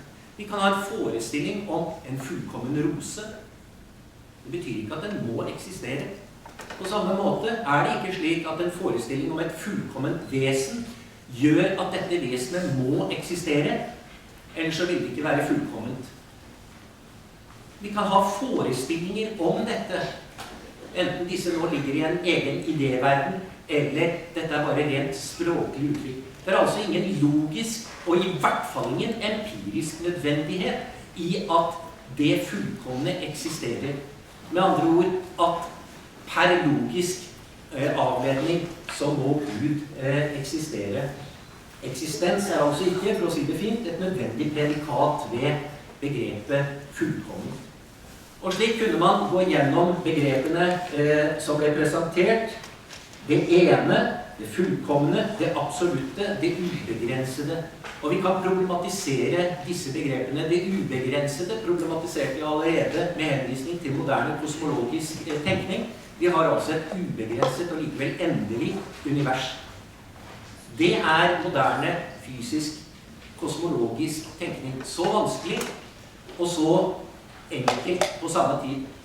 Det gjør ikke at vi er henvist til å forstå en Gud for å få dette til å gå opp.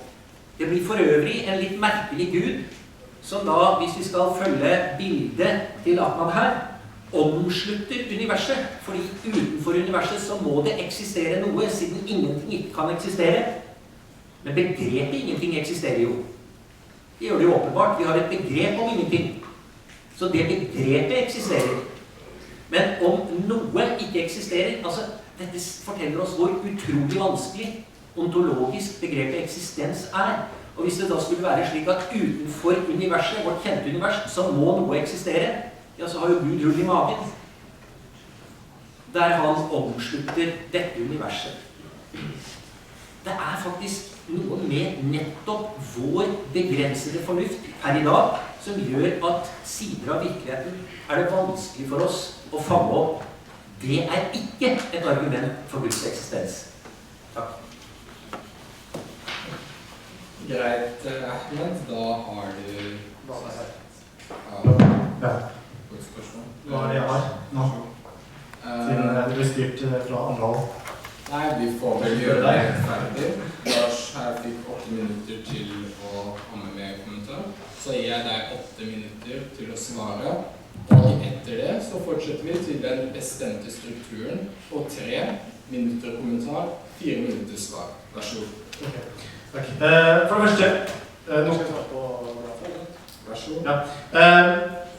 Eksistens, jeg har aldri sagt at vi kan definere det, og jeg har aldri sagt at det er veldig vanskelig. Det er akkurat det jeg sa. Jeg sa at det er et veldig elementært begrep. Og det er klart, og jeg sa at det ikke går an å definere det, fordi det er såpass vanskelig og såpass elementært.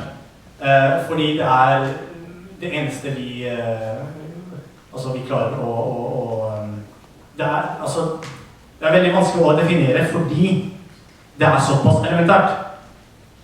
Detaljerte ting kan man definere ved noe som er enklere. Men når noe er veldig elementært, så går det ikke an å definere. Så det er akkurat det jeg sa. Hvis det du sa om at mektig også betyr litt om det med allmektighetsordet. Mektig pluss mektig. Men da blir det ikke ubegrenset eller urelativt mektig. Da blir det relativt mektig. Fordi du plusser, og da er det mangfoldighet inne i bildet. Og da kan du ikke si at det er, når jeg legger 1 pluss 1 pluss 1 pluss 1 pluss 1 pluss 1, så blir det uendelighet. Det går ikke. Så du kan ikke si at det er ubegrenset allmektighet ved å si mektig pluss mektig pluss mektig, for det har en grense, det har en sum da, eventuelt. Det Lars Gule her nevner om autoritet og religioner og at vi skal følge autoriteter og at det var noen guder her og der og før i tiden og stammeguder og så videre. Det er en kjent teori av Auguste Comte og veldig kjent teori som vi bruker, og det den sier er at før i tiden, gamle tida, så var det slik at folk ble skremt av naturkatastrofer og torden og lyn og bla bla bla. Så begynte de å tenke at de har ånd i seg, og da kom animisme inn i bildet, som er på en måte en slags tankegang, eller en religion kan man si, der visse ting har ånd i seg, og da kan de begynne å be til dem. Og etter det så ble det fetisjisme, som da vil si at du begynner å lage din egne guder da, med mannen selv lager visse guder som han tilber. Og dette her er egentlig bare en teori som der Karl Marx sier for eksempel at religion oppstod grunnet fattigdom, eller at Freud sier at religion oppstod på grunn av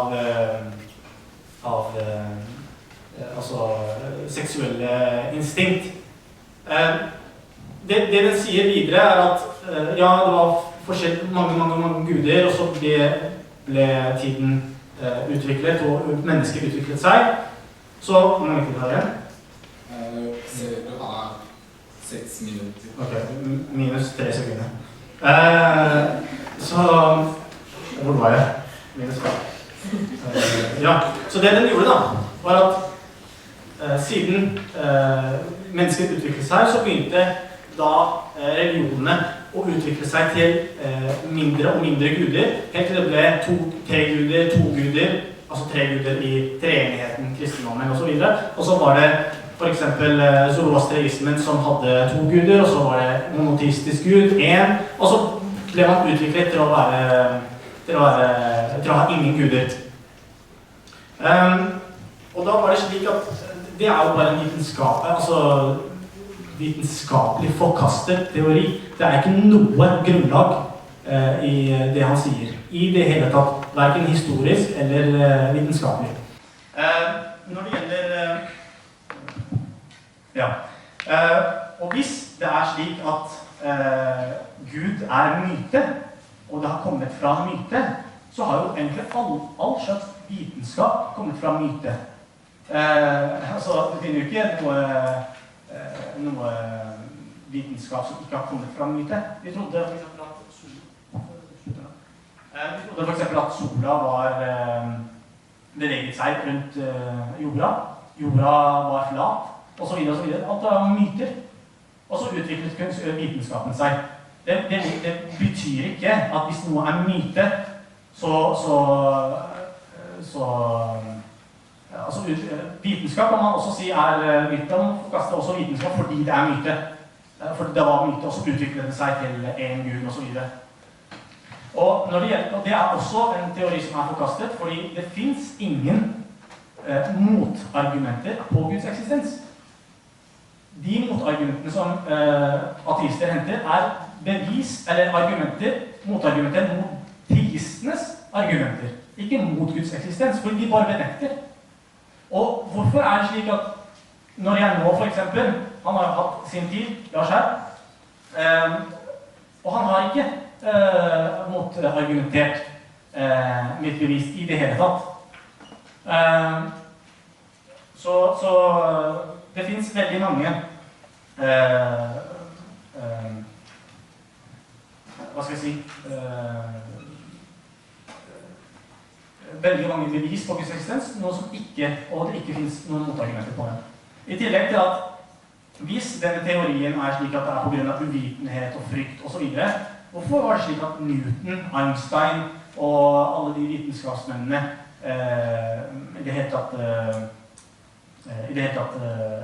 var religiøse? Var det også slik at de var uvitende og sånn? Så alt det her er veldig forkastelig. For det første, han snakker om kun religion. Det er ikke det vi snakker om her. Vi snakker ikke om religion. Vi snakker om å forkaste Guds eksistens. Og Guds eksistens er uavhengig av religionene som han har kommet med her. Så det er helt uakseptabelt å bare komme og si at det er rundt religionene og religioner. Vi snakker ikke om religioner. Du vet ikke det helt om jeg er muslim engang, for at du skal si at det er religioner eller islam eller noe sånt. Jeg har ikke sagt at jeg er muslim. Jeg er det. Men for at du skal komme her og si at islam sier det, og kristendommen sier det, og så videre. Jeg driver og diskuterer med deg utenom religion. For at du skal komme her og si vi snakker om helt filosofisk emne. Og ikke blant sakene dine, fordi du blander vitenskap og filosofi, og det er helt to forskjellige emner. Helt to forskjellige emner. Du sier, ja, Gud kan ikke bevises empirisk. Ja, jeg er enig. Gud kan ikke bevises empirisk, fordi du kan ikke hente den ubegrensede Gud og putte det under et mikroskop. Det går ikke.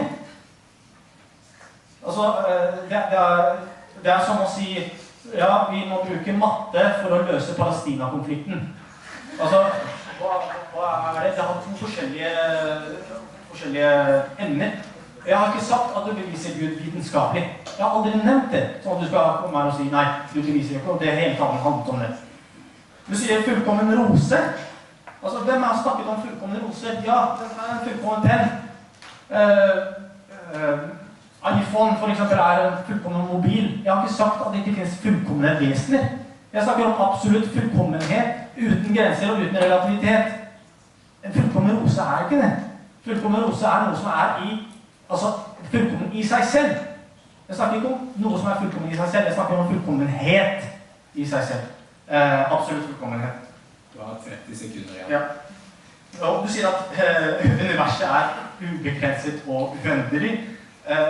Det er vitenskapelig forkastelig at du sier at universet er ubegrenset, fordi Edwin Hubble forklarte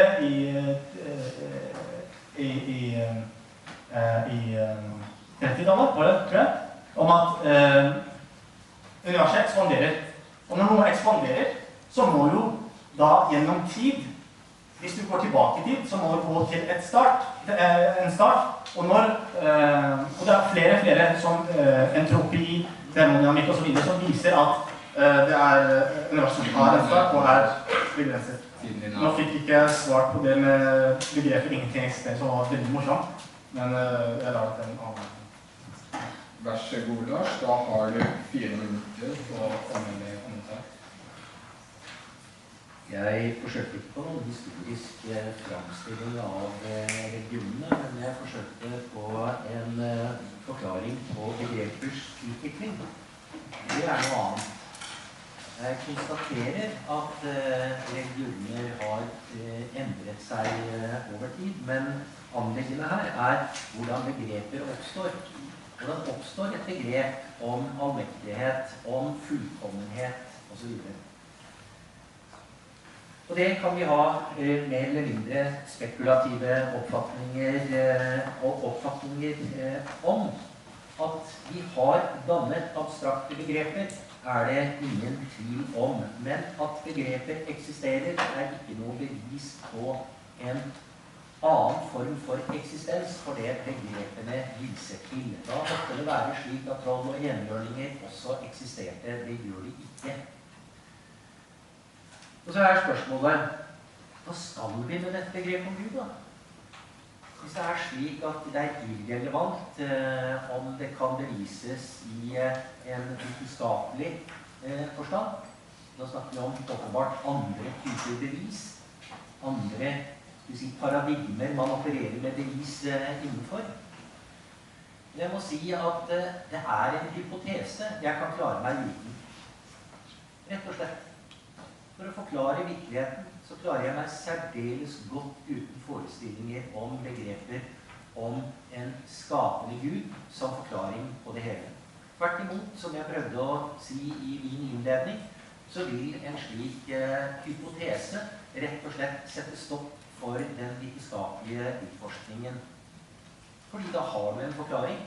Det vil si, du har en pseudoforklaring, fordi du blir da nødt til å gjøre det som paradoksalt nok, også de som understreker det absolutte i Gud sier. Fordi man kan altså si, slik man har sagt gjennom historien, at vi vet at Gud er, men vi kan ikke vite hva Gud er, eller hvordan Gud er. Det har vært teologiske posisjoner, både innenfor kristendom og islam. Og det henger jo nettopp sammen med denne forestillingen om at her handler det om tro. Her handler det ikke om viten i rasjonell forstand. Og derfor så blir spørsmålet om for eksempel hva som er godt eller ondt, ikke spørsmål om dette kan rasjonelt forstås. Det er Gud som bestemmer hva som er godt, hva som er ondt. Det Gud vil er godt, det Gud ikke vil er ondt. Er det så enkelt? Er det slik? Den som påstår det, må da altså forklare hvorfor det Gud vil framstår som ondt for mennesker. Og da kommer bortforklaringene. For her ble det vist til den frie vilje, muligheten for å lære og utvikle seg. 30 sekunder, ja. Men vi snakker ikke bare om menneskelig ondskap, vi snakker også om ondskap i naturen, vi snakker om naturkatastrofer, vi snakker om medfødte misdannelser, vi snakker om sykdom og epidemier. Hvorfor vil Gud det? Noe som går utover de fullstendig uskyldige, ufødte barn i mors liv, som dør på grunn av naturkatastrofer, sykdom osv. Denne ondskapen er Gud ansvarlig for, hvis det finnes en Gud. Og for å avslutte med det, det ble sagt at hvis jeg argumenterer på denne måten, så tar jeg jo for gitt at Gud eksisterer. Nei, det gjør jeg ikke. Dette er en hypotetisk diskusjon. Det er hvis Gud finnes, så er det. Og nettopp fordi svaret blir absurd, så er det faktisk et argument mot Guds eksistens. så god, Ahmed, da har du ordet. Har du innlegg, eller har du kommentar? Jeg har egentlig bare spørsmål. Så du har kommentar. Men skal jeg svare på talen hans? Når er det man gjør det? For all del, du kan gjerne gjøre det nå. Det er derfor du tegner deg for innlegg hvis du vil gå til noe nytt. Eller kommentar hvis du skal svare på det han akkurat sa. Ja, jeg svarer på begge to, ja. Er det greit? Du må velge. På 4 minutter? Ja, velg. Ja, jeg må jo svare på hans tale, men jeg må svare på det han sa også nå sist. Greit, da har du Og egentlig, kommentar nå. ja, egentlig det går om hverandre, holdt jeg på å si. Lars Mulla har enda ikke kommet med et motargument altså mot argumentet mitt. Ikke enda har vi fått noe, fordi ateister slenger med ordene om at det finnes ingen ingen bevis mot Guds eksistens, og sånn, og det her er en perfekt arena. Vær så god, nå har jeg sagt noe. Vær så god, og så motbevis det. Jeg sa på en måte si at det her er feil, og motbevis det. Fordi når du sier at det kan være en hypotet, det kan være sånn at Gud eksisterer, så er det ikke en ateist, egentlig, da er det en agnostiker da, som er i tvil om noe eksisterer eller ikke, og du skal si at Gud, det er en hypotese. Altså, hypotese er det ikke, enten så er det eksistens, eller er det ikke eksistens. Det er ikke noe verre enn det, det er ikke noe flere svar. Så det er ikke sånn at man må vente til vitenskapen løser dette. Du sier fri vilje, godhet, ondskap, begreper og så videre. Snakker om helt andre ting. Religion, det er helt andre ting. Hvis du snakker om Guds handlinger, ja for all del. Hvis det er ting du spør etter at vi beviser at Gud eksisterer eller ikke. For all del, hvis du er enig om at Gud eksisterer, jeg kan gjerne forklare deg hvordan han handler, om det han handler er riktig eller feil. Men først må vi etablere eksistensen, vesenet, så kan vi snakke om handling. Så var det slik at ja, det snakker alltid om vitenskap og empirisk og sånt, og ja, så Gud er ikke abstrakt. Og det er slik at det var ikke noe mer konkret enn det jeg sa. For det abstrakt er ikke konkret, rett og slett. Og det var ikke noe mer konkret enn det jeg sa, om at Gud er ubegrenset. Man forstår det. Med en gang man forstår begrenset, så forstår man ubegrenset. Med en gang. Tenk å komme med veldig vanskelige ord eller sånn. Gud er veldig simpel. Gud er veldig elementær. Og troen på Gud er veldig elementær etter kjennskap. Man skal ikke bare tro uten kjennskap, for det er noe som er sett negativt på. Fornuftig også. Troen er grunnløs, sa Lars Mulla i talen sin. Jeg la til en grunn på hvorfor Gud eksisterer, og motsvar var det ikke. Du svarte ikke på mine spørsmål og mine argumenter. Bringer alltid Bibelen og Koranen og hvordan de ser det, men det er helt uaktuelt akkurat nå. Så jeg spør deg igjen, er det slik at du er det jeg sa? Har du noe imot det? For hvis du sier at det ikke finnes noe bevis mot Guds eksistens, eller for Guds eksistens, så må du ha noe svar på de argumentene jeg har hentet. Ja, så var det sånn at han sa Du har 30 sekunder. Ja, nå ble det litt sånn menneskelig bilde av Gud, sa han for eksempel. Og det er ikke noe vi diskuterer i det hele tatt. Det har også med si det religion å gjøre, men det er ikke, religionene sier ikke dette her, fordi det er en feiltolkning. Og jeg vil ikke gå inn på en religiøs debatt. Jeg går inn på en filosofisk debatt, så snakker jeg ikke om empirisme eller religion her. Så jeg vil gjerne at han holder seg til det. Vitenskap... Da er tiden over. Da har du ordet, Lars. Ja, jeg mener jo at jeg har argumentert imot det du påstår, og for å gjøre det veldig tydelig, så mener jeg at din begrepsbruk er forvirret og logikken uholdbar.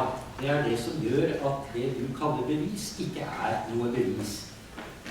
Og jeg fokuserte på dette med den fullkomne Gud som et eksempel på som et begrep og en argumentasjon som vi også kjenner fra gudsbevisdebatten gjennom filosofihistorien, hvor påstanden og hvis du mener noe annet enn det en rekke kjente teologer her har ment, nemlig at fullkommenhet forutsetter eksistens, og dermed forestillingen om et fullkomment vesen et bevis på at dette vesenet må eksistere. Hvis du mener noe annet, så det greit.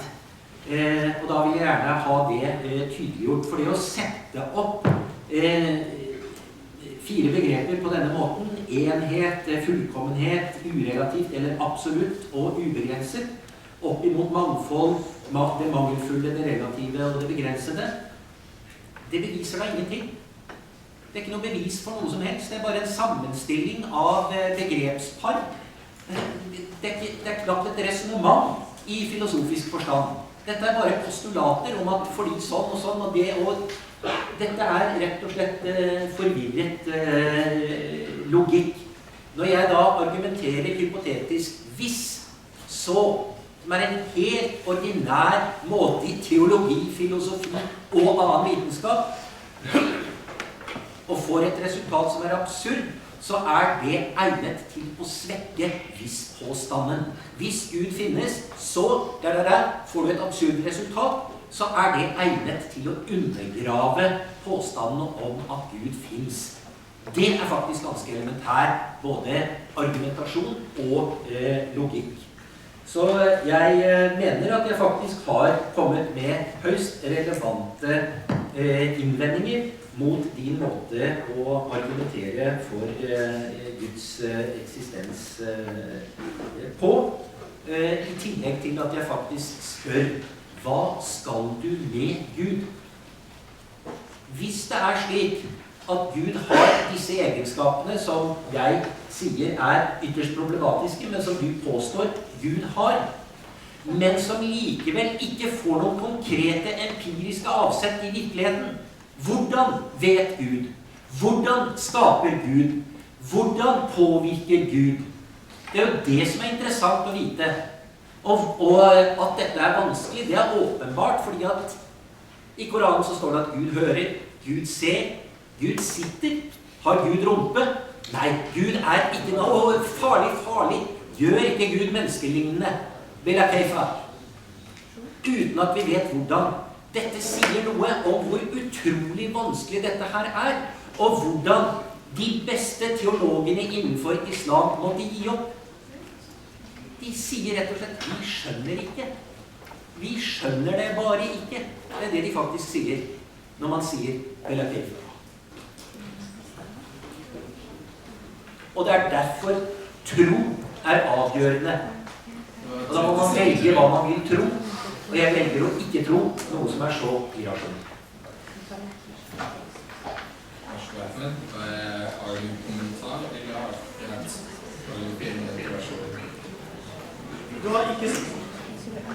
du har ikke svart på beviset, du har svart på begrepene, og du har svart på hevdelsen. Jeg snakker norsk, og det slik at begreper, for all del, du kan si hva du vil om begreper, og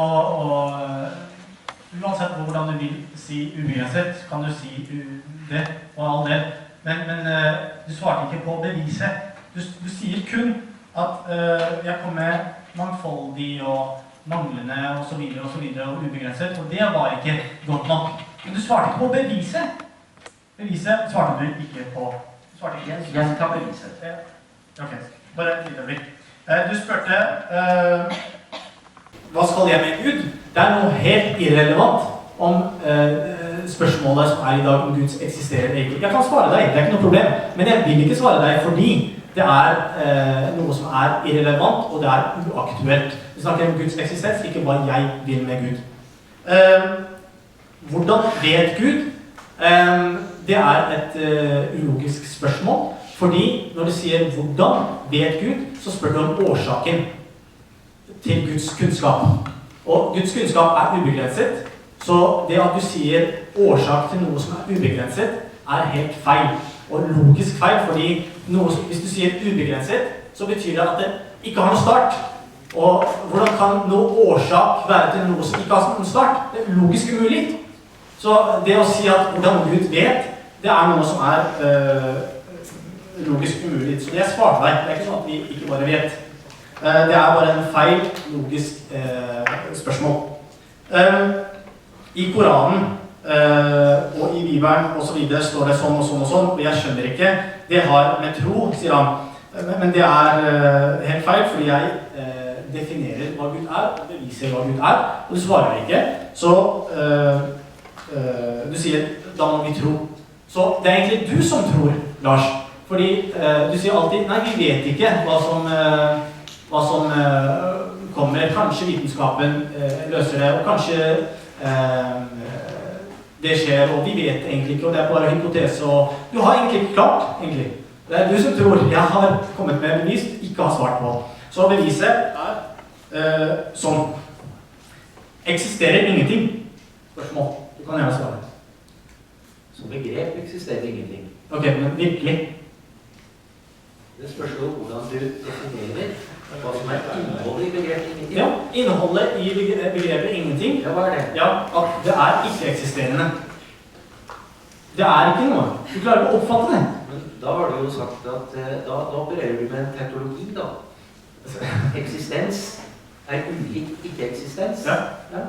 Så hva? Ja, men det ikke-eksistens eksisterende? Det dette som blir det paradoksale, fordi at på den ene siden så setter du opp en tektologi. Den logisk gyldig, og på den annen side så har vi et begrep om ingenting. Ja. Og det begrepet eksisterer jo. Glem ingenting. Og det det som det forferdelige, interessante og problematiske her. Vi sammenhengen mellom begrep og virkelighet. Du holder deg veldig mye opp i begreper. Jeg sier ikke fravær av eksistens. Eksisterer fravær av eksistens? Det spørsmålet. Ja, fravær av eksistens eksisterer. Da har du kommet med et paradoks. Logisk paradoks. Du sier at fravær av eksistens eksisterer. Det som å si at jeg her, og ikke her samtidig. Nei, det ikke det. Nei, altså her det. Dette her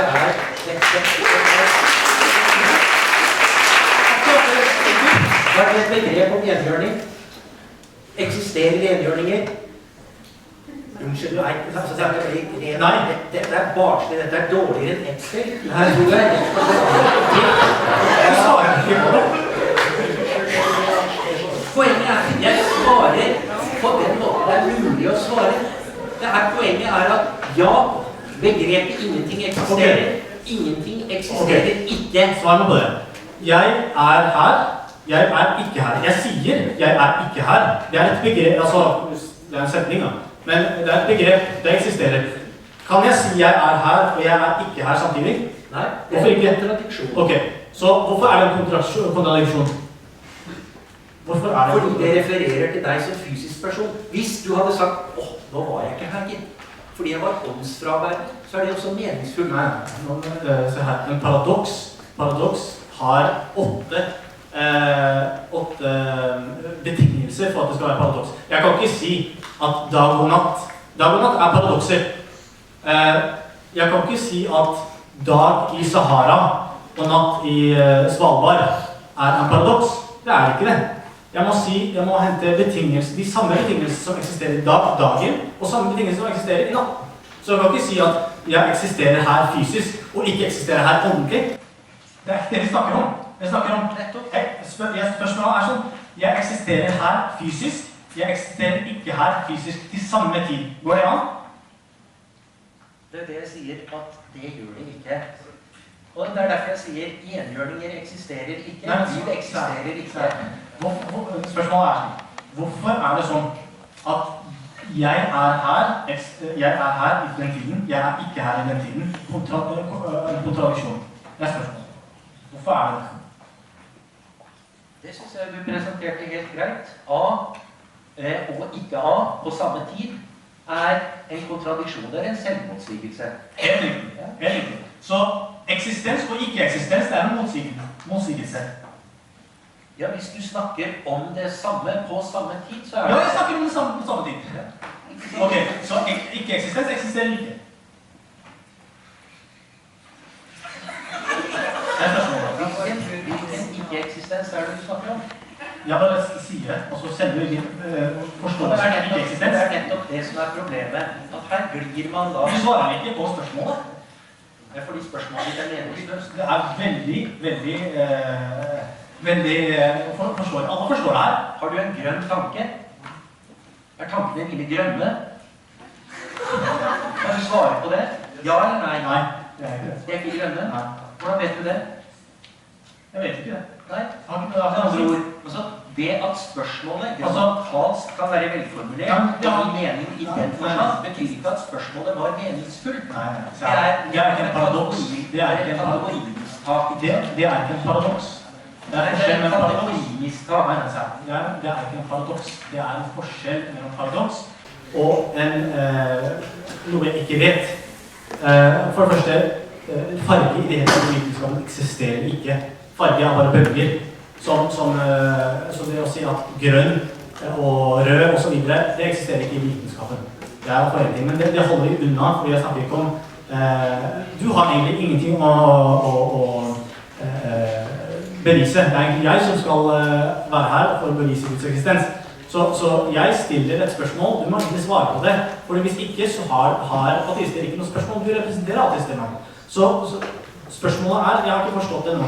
Jeg vil gjerne at du skal svare på det. Du sier nå, hvis jeg har forstått det riktig, at eksistens eksisterer. Ikke-eksistens eksisterer ikke. Er det riktig? På samme måte som A er lik A? Per definisjon, nei, ikke på samme måte. Hvorfor er det det? Nei, fordi dette handler jo nettopp om begrepets innhold. Om jeg kan avslutte det da. Jeg ser her at den store uenigheten går egentlig på at, hvis jeg har forstått det rett, Lars, så mener du at det er en sammenheng mellom begrep og virkelighet. Når vi har et begrep om en ting, så må det være virkelig. Forstår jeg det rett? Nei, det fordi slik Ahmed og institusjonen presenteres, så virker det som at han mener at det ikke er en sammenheng mellom begrep og virkelighet. Men jeg ser at dere enten eksplisitt eller implisitt hele tiden motsier, ikke motsier, men kommenterer på hverandres bemerkninger angående det. Så hvis dere bare kan svare på ett spørsmål, og det er, hvordan er forholdet mellom begrep og virkelighet? Er det slik at når et begrep finnes, så må dens virkelige manifestasjon finnes, eller er det ikke sånn? Gjerne om dere kan svare kort, så publikum på en måte får en svar. For dere snakker litt forbi hverandre, virker det sånn. Okay. Så gjerne om dere kan starte, Lars. Nei, det er ikke slik at begreper må ha være nedfelt i virkeligheten, i den konkrete empiriske, erfarbare virkeligheten. Vi har abstrakte begreper.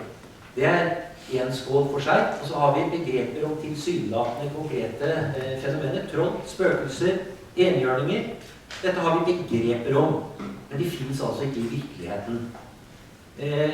Abstrakte begreper er interessante, og eksistens er et slikt abstrakt begrep.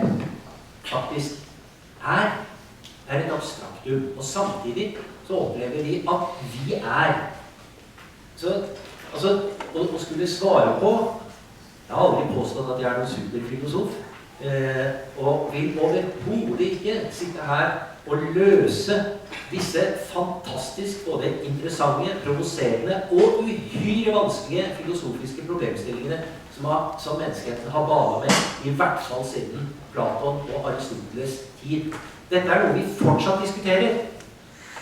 Det er altså ikke slik at idealistene er ute en gang for alle, de som har en egen idéverden hvor begrepene eksisterer som fullkomne ideer. De finnes faktisk fortsatt mennesker som har den oppfatningen. Og så finnes det de som sier nei, ideer er bare noe som finnes inni våre hoder. De er språklige konstruksjoner. Dette er den nominalistiske posisjonen i filosofihistorien. Og de har mye for seg, men å si her at liksom, ja, men nå avkrever vi deg svaret på denne utrolig interessante og viktige filosofihistoriske debatten gjennom 2500 år. Sorry, det er jeg ikke i stand til. Så god filosof er ikke jeg, og jeg har heller ikke gått så grundig inn i det at jeg har tatt en endelig stilling. Noen ganger er jeg realist, jeg tror det finnes begreper. Andre ganger er jeg nominalist, og da finnes begrepene bare som språklige konstruksjoner. Hvis dere skulle ha den som kunne svare på disse spørsmålene, da skulle dere ha spurt en helt annen filosof enn meg. Takk skal du ha for et oppklarende svar. Du har der et skille mellom nominalisme og idealisme, og det er da, for de som ikke studerer filosofi, forstår abstrakte og partikulære begreper. Forstår jeg det riktig da? Ja eller nei? Og du har ikke en endelig posisjon. Det er bare for oppklarende. Du summerte det tålelig bra. Akseptabelt. Hva er det til en se?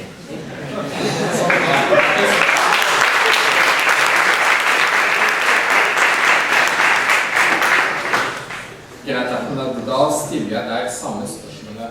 Hva er din posisjon i forhold til forholdet mellom begrep og virkelighet? Er det slik at når vi har et begrep om noe, så må det eksistere, eller er det ikke sånn? For det første så har dette ikke noe med det vi snakker om. Nei, men jeg vil ha posisjonen din i forhold til det, bare så vi kan konkludere litt og gå over til spørsmål. Og så det Lars Jule sier, at en enhjørning eksisterer ikke, og så videre, det sa jeg selv i talen min. Og så enhjørninger eksisterer. Ikke som virkelighet i seg selv, men tanker som de har tatt fra eksisterende ting. Så det å si at for eksempel, som jeg sa, for eksempel rosa elefant som flyr, det er jo, vinger er eksisterende. Så du har tatt de konseptene fra virkelige ting og samlet det sammen. Så når du har et konsept, så har du en bekreftelse, eller begrep da. Så har du en bekreftelse. Og det er akkurat det, fordi når du har en bekreftelse, så har du et begrep. Tomat, for eksempel. Ingen skjønte hva tomat var for 1000 år tilbake her i Norge. Fordi tomat kom i 1500-tallet her til Norge fra Sør-Amerika. Eller Mellom-Amerika. Og så hvis noen her sa tomat, så vil ikke noen ha forstått hva tomat betyr. Men det betyr ikke at det ikke eksisterte. Men når man så tomaten, så lagde man et begrep for det, og så forstod det på den måten. Så igjen så er det slik at igjen så sier jeg at det har ingenting med det vi diskuterer å gjøre. Jeg har heller ikke fått noe svar enda. Så jeg vet ikke om det var svar på de spørsmål. Det er vel både og. Det virker som om slik du forklarer det, så mener du at selve de sammensatte ideene eller begrepene eksisterer i form av at en rosa elefant eksisterer, i form av at rosa eksisterer, ja. Og elefant eksisterer. Men så vil du da si nei, selve sammensetningen eksisterer ikke i den virkelige verden. Ja. Hvis jeg forstår det rett, så går vi over til spørsmål og svar, hvor vi da åpner for at publikum kan komme med spørsmål hvis de har noe. Det er bare å rekke opp hånda, så får dere ordet. Vær så god. Ja, det var til det første spørsmålet du spurte Lars. Da sa han at det som ikke kan bevises empirisk, eksisterer ikke. For mange år tilbake så var det mange ting forskere ikke visste, for eksempel som graviditet og sånt. Og vil det si bare fordi de ikke visste om det, at det ikke eksisterer? Fordi det tok jo årvis forskning, og dere som mennesker også utviklet sine evner. så førte det til at de kom til konklusjoner om at ja, disse tingene eksisterer faktisk. Kan ikke det også gjelde i diskusjonen om Gud også, at vi mennesker er fortsatt så ubegrenset i forhold til å forstå det store og ubegrenset, at det er derfor vi har sånne problemer med å si at nei, Gud eksisterer ikke. Så bare det jeg mente at det er litt, man kan være fiktiv litt kjapt og si at ting ikke eksisterer bare fordi det ikke bevises. Fordi tankene våre kan heller ikke bevises, men vi vet at det eksisterer. Liksom, du kan ikke komme og, som Ahmed sa, putte tankene våre under mikroskopet og se at det er tanker her. Det er veldig abstrakt, på samme måte som Gud er abstrakt. Jeg vet bare at du har tanker når du uttrykker dem. Og det er det vi vet om hverandre, det er at det blir litt uttrykk for dette. Det er igjen uhyre interessant. Eksisterer noe hvis ikke det er observert? Hvis ingen hører et tre som faller i skogen, braker det da når det detter over ende? S.S. Percibi, sa filosofen Berkeley, og mente med det at for at noe skal eksistere, så må det oppfattes av noen. Nå mente han at alt ble oppfattet av Gud, og derfor så kunne vi være ganske trygge på at det meste eksisterte. Men det er igjen en interessant problemstilling. Nå vil jeg ikke gå så langt, hvis jeg uttrykker meg så upresist som å sa at ingenting eksisterer hvis det ikke kan empirisk bevises. Da har jeg vært litt for kjapp på avtrekkeren og litt unyansert. For selvfølgelig så kan man ha andre typer bevis enn de empiriske. Men her er poenget at når du da har et begrep, jeg skjønner ikke hva du mener med uttrykket bekreftelse, fordi at hvis jeg sier at det finnes noe som heter briller, det består av noen stenger, og så er det noen glass, og de er spesielt slipt, og så videre, ja, så har vi en beskrivelse, en definisjon av briller, og dermed, hvis vi kan bruke dette på en meningsfull måte, så har vi også et begrep. Har vi da fått noen bekreftelse på dette? Hvis ingen har sett noe, sant? Noen har vært i Norge og sett personer med briller, og så reiser de til et sted hvor det ikke finnes briller, og så prøver de å beskrive dette. Det er klart, da vil vi som lytter til dette, de vil tro på dem hvis vedkommende har tatt med seg noen briller, ikke sant? Slik at de kan legges fram og observeres. Da har du en bekreftelse. Og det er det vi vanligvis mener med bekreftelse. Eller du har en bestemt type logisk resonemang, og det blir snakket mye om bevis her. Et bevis i logisk forstand, det handler om at du har minst to premisser og en konklusjon. At det er en sammenheng mellom premisser og konklusjon. Så når Ahmed sier at jeg ikke har svart på selve beviset hans, så er det fordi at det er ikke noe bevis når premissene er uholdbare. Og hvis dine premisser begrepsmessig er meningsløse, slik jeg mener de er, så er det heller ikke noe å redusere seg fram til et bevis. Da har jeg nettopp motbevist. Det er det som er å motbevise. Du kan påvise at påstanden om sammenhengen mellom premissene og konklusjon er gal. Du har gjort noe feil. Det er ikke sånn og sånn. Eller du kan påvise at premissene er uholdbare. De er falske. De er ikke riktige. De er forvirret. Og da er det heller ikke noen gyldig konklusjon som er presentert. Det vil si, i noen sammenhenger kan du ha falske premisser og en gyldig konklusjon, men den er da ikke spesielt interessant. Hvis man sier alle hvaler er fisk, Flipper er, alle hvaler er fisk, Flipper var en hval, altså er Flipper en fisk. Dere vet hvem Flipper er? Det er delfinen fra TV-serien. Så er det en gyldig deduksjon, men fordi hvaler ikke er fisk, og delfiner er hvaler, er altså ikke Flipper noen fisk. Det er en gyldig deduksjon, men fordi premissene var i denne sammenhengen her falske, empirisk, så er altså svaret logisk gyldig, men empirisk gal.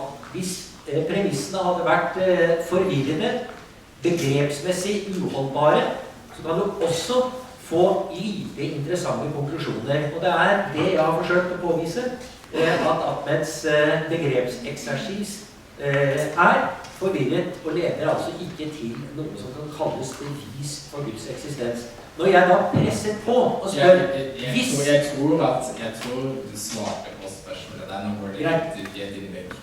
Du har en kommentar? Ja. Gjerne må du holde det på. Ja.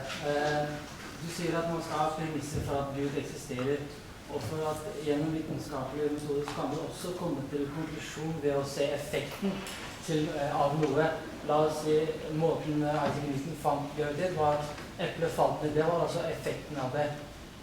Så på samme måte så kan vi også finne Guds eksistens ved å se hans effekt på skapelsen på jorda. Altså det er på den måten også mange teologer også argumenterer for at måten Gud har skapt eller kommet med mirakler til denne verden, er at den på den måten vi kan finne Gud, eller komme til en konklusjon at Gud eksisterer. Ja, det er helt riktig, og likevel uholdbart. Fordi mens Newton da kunne sitte og se at eplet falt, og så fikk han en innskytelse og klarte å regne seg fram til å levere en formel for, og en etterprøvbar formel for hvordan gravitasjon er en kraft, og så har vi videreutviklet dette med Einsteins relativitetsteori og så videre, så kan du ikke etterprøve påstander om at se på dette fantastiske mirakelet av en verden, det beviser at Gud eksisterer. Nei, det er det du ikke kan. Du kan bare postulere det, du kan tro det, og når jeg kan forklare alt som finnes i verden uten at jeg behøver å henvise til Gud, så er det en bedre forklaring i rasjonell og vitenskapelig forstand. Og alt som finnes i verden kan forklares bedre uten Gud enn med Gud som årsak. Når du sier at Moses ikke får lov til å vise... Hvem er spørsmålet til? Til Lars. Ok. Da kan jeg stille et spørsmål. Kan du bevise tankene dine når du tenker, hvis du har fornuft, og når du tenker, kan du bevise tankene dine, kan du se tankene dine? Når du sier nei, jeg kan ikke se tankene mine, det betyr at du ikke har en fornuft. Du har ikke noen tanker. Så du trenger ikke å se alt, eller du visste alt i det materiale for å tro det. Det er en interessant parallell, og dette har vært et argument som da tilsynelatende viser at ja, men det finnes abstrakte størrelser som vi kan erfare konsekvensene av, men vi ser ikke selve årsaken, altså tanken. Og det er riktig. Men det interessante er at vi har ikke dermed sagt at ja, men da er det Gud som er opphavet til dette. Vi kan grave videre. Vi kan undersøke videre, og i dag vet vi langt mer, og vi kan se i overført betydning mer av tanken enn det vi kunne for 50 år siden. Og hvordan gjør vi det? Blant annet fordi vi er i stand til i langt større grad og med bedre presisjon å måle aktiviteten i hjernen, brain states, hvilken tilstand hjernen er i. Og da viser det seg at når vi tenker, når vi for eksempel løser matematiske problemer, så gjør vi alle det på omtrent samme måten. Ja, det er knapt nok forskjell på gutter og jenter i den sammenhengen. Ja, men Bjørn, du kan disse tankene dine. Kan du forklare meg hva sjel er? Sjelen. Kan du se sjelen, men du tror at hva sjel er for du lever? Nei, jeg tror ikke vi har noen sjel. Jeg tror ikke vi har noen sjel, så jeg behøver ikke å forklare det. Forestillingen om en sjel er... Jeg tror det vi la oss ikke gå inn der, for det er en dyp sjø jeg ikke vil bade i. Så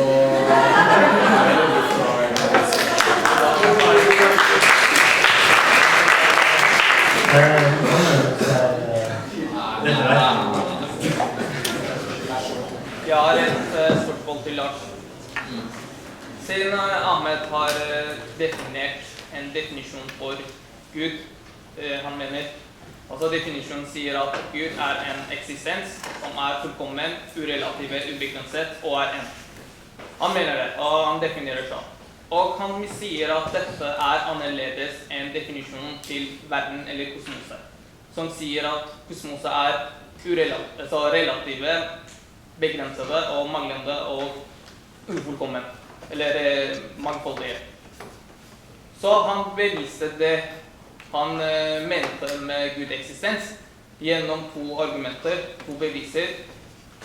Dette du har ikke svart på ennå. Jeg lurer på om har du noen svar på det beviset som han har kommet med, eller ikke? Det å sette opp 2 parallelle rekker med begreper, predikater, om en eller annen entitet, og om virkeligheten ikke noe bevis. Det en påstand om at det finnes en Gud som kjennetegnes ved enhet, absolutthet, fullkommenhet osv. Det en påstand om at det dette som definerer Gud. Og så sier han at fordi resten av verden, kosmos, ufullkomment osv. Så, ja, hva det så han sier?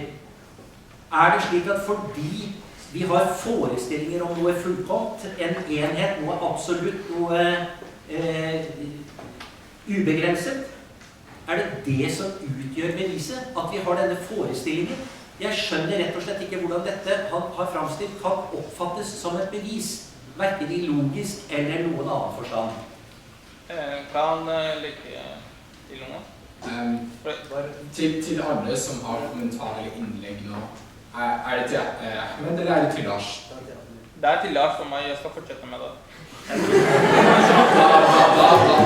Da må jeg si nei til deg. Så kanskje Ahmed bør svare på det, akkurat det? Nei, la meg stille Ahmed et spørsmål. Nei, det som jeg kan konkludere hva uenigheten går på avslutningsvis, fordi det her kommer ikke til å gå en vei. Jeg ser uenigheten her, og det er ikke noe enighet. Men siden du har det til Ahmed, så skal du få gå. Har ikke fått noen spørsmål ennå? Det jeg lurer på konseptet ditt av definisjon på Gud. Det ingen som har definisjon på Gud. Hvordan har du kommet frem til definisjonen, og hvordan kan du regne det som bevis egentlig? På noen som helst måte jeg lurer på. Hvem det som avgjør hva som definisjonen på Gud, og hvordan det bevis? Ja. For det første når det gjelder konseptet av Gud, det en tanke man får. En tanke som handler om at noen altså det et vesen. Det noe som hva heter det? Presentert. Det et vesen som ubegrenset, urelativ, og så videre.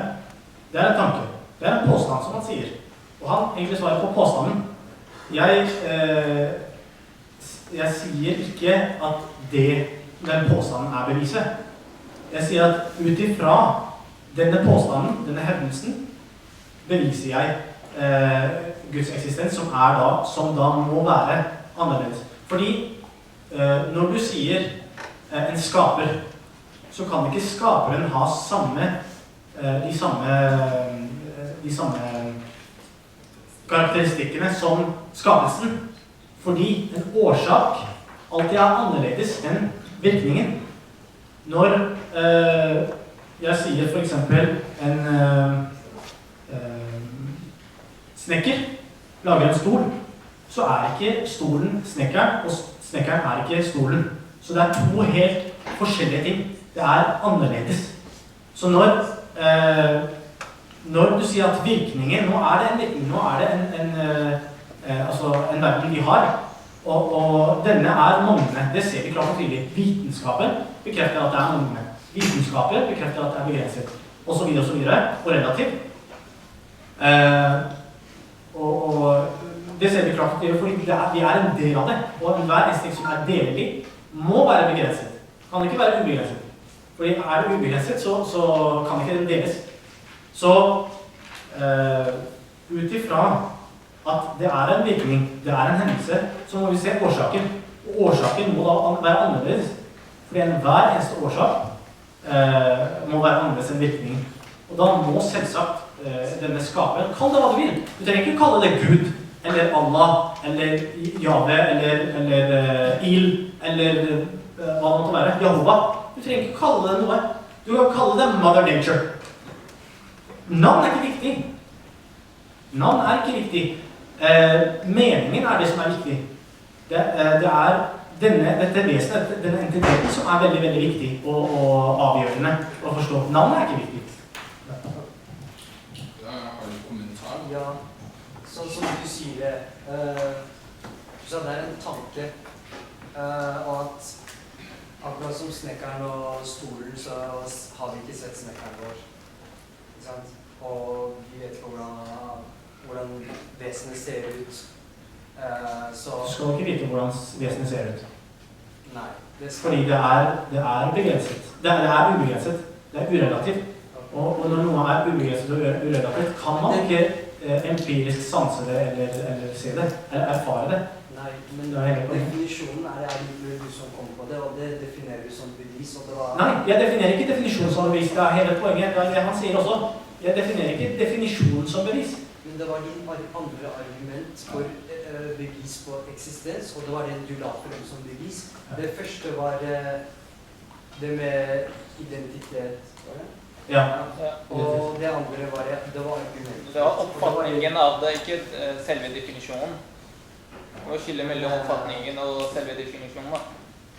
Selve definisjonen på eksistensen. Skal det jeg tror det er med et svar. Ja, altså oppfatningen av Gud er ikke Gud. Konseptet eller begrepet om Gud er ikke Gud. Det er et konsept. Og hvordan, fordi er det slik at Gud er avhengig av at vi eksisterer for at vi skal forstå at han eksisterer? Er det slik at må det være logikk til for at Gud skal eksistere? Nei, det har ikke noe å si. Som han nevnte med at kan jeg også få hva var det? Det er på sånn backwards. Ja.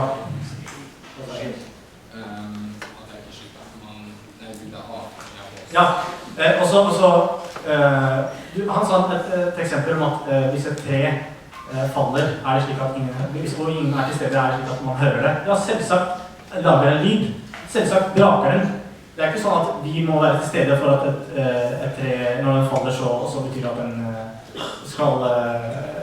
På samme måte, hvis ingen mennesker hadde eksistert, hadde sola vært til stede, månen hadde vært til stede. Ja, selvsagt. Det er uavhengig av vår... Hvordan kan du vite det? Du er ikke til stede. Nei, men... Hva er jeg ikke til stede? Du er ikke til stede for at noe som... Nei, jeg kan ikke være til stede, fordi jeg kan ikke være en del av Gud.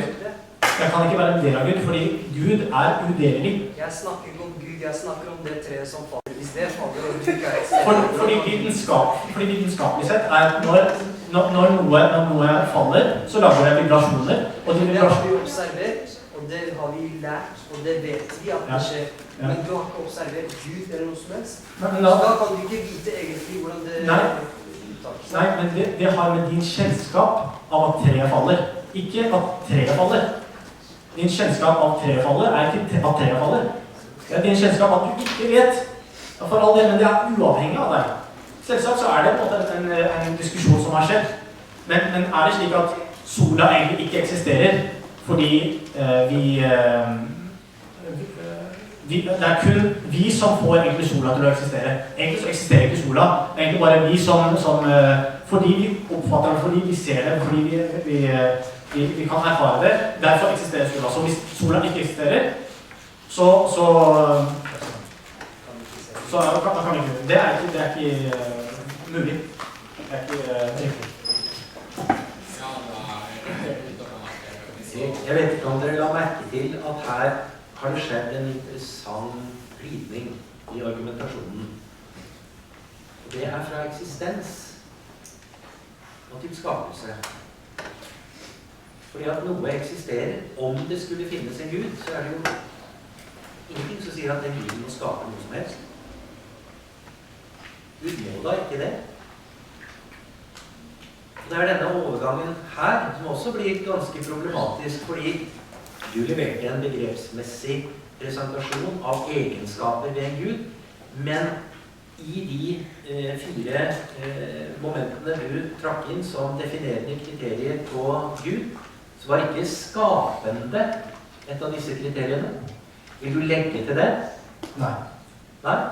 Og da er det jo slik at selv om det skulle være slik at jeg skulle gå med på at ja, ålreit, du har nå argumentert på en eller annen måte, riktig nok som jeg ikke helt skjønner og synes er forvirret, men for the sake of the argument, Jo, du har vist at rent logisk så finnes det en Gud. So what? Det spiller jo absolutt ingen rolle så lenge den Guden ikke gjør noe som helst. Men du kan gjerne svare på det hvis du vil, selv om jeg ser ikke helt relevansen Lars Gule trekker opp her. Først Da vil jeg relevansen av dette at å leke med begreper og si at noe finnes som ikke gjør noe, som ikke har noen konsekvenser, som ikke skaper noe, det jo det reneste, unnskyld uttrykket, tullball. Ja, men ikke sant, først og fremst for argumentets skyld, så tror jeg man bør skille mellom hvorfor denne eksistensen skaper, og eksistensen av denne skapende eksistensen. Nå virker det som om du på en måte blander det, for det derfor jeg ikke på en måte ser. Nei, jeg blander ikke. Jeg bare oppdaget at fra å ha vært en diskusjon om noen kriterier, definerende kriterier for Gud, så hadde det plutselig begynt å bli et spørsmål om en Gud som skaper i replikkvekslingen her i stad.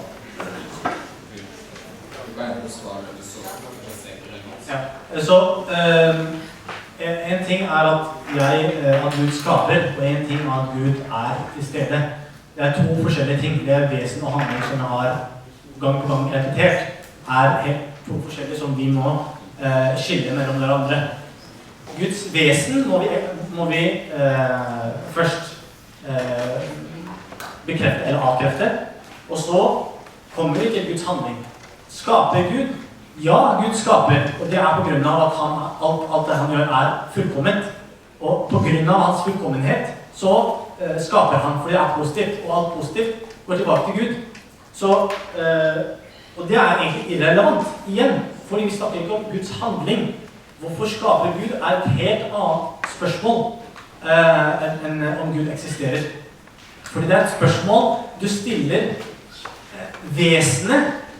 Hvorfor skaper du? Hvis jeg sier nå for eksempel, altså sammenligner ikke Gud med noen andre, men for eksempel hvis jeg nå sier til en som sitter her, usynlig person, og sier, hva det du gjør?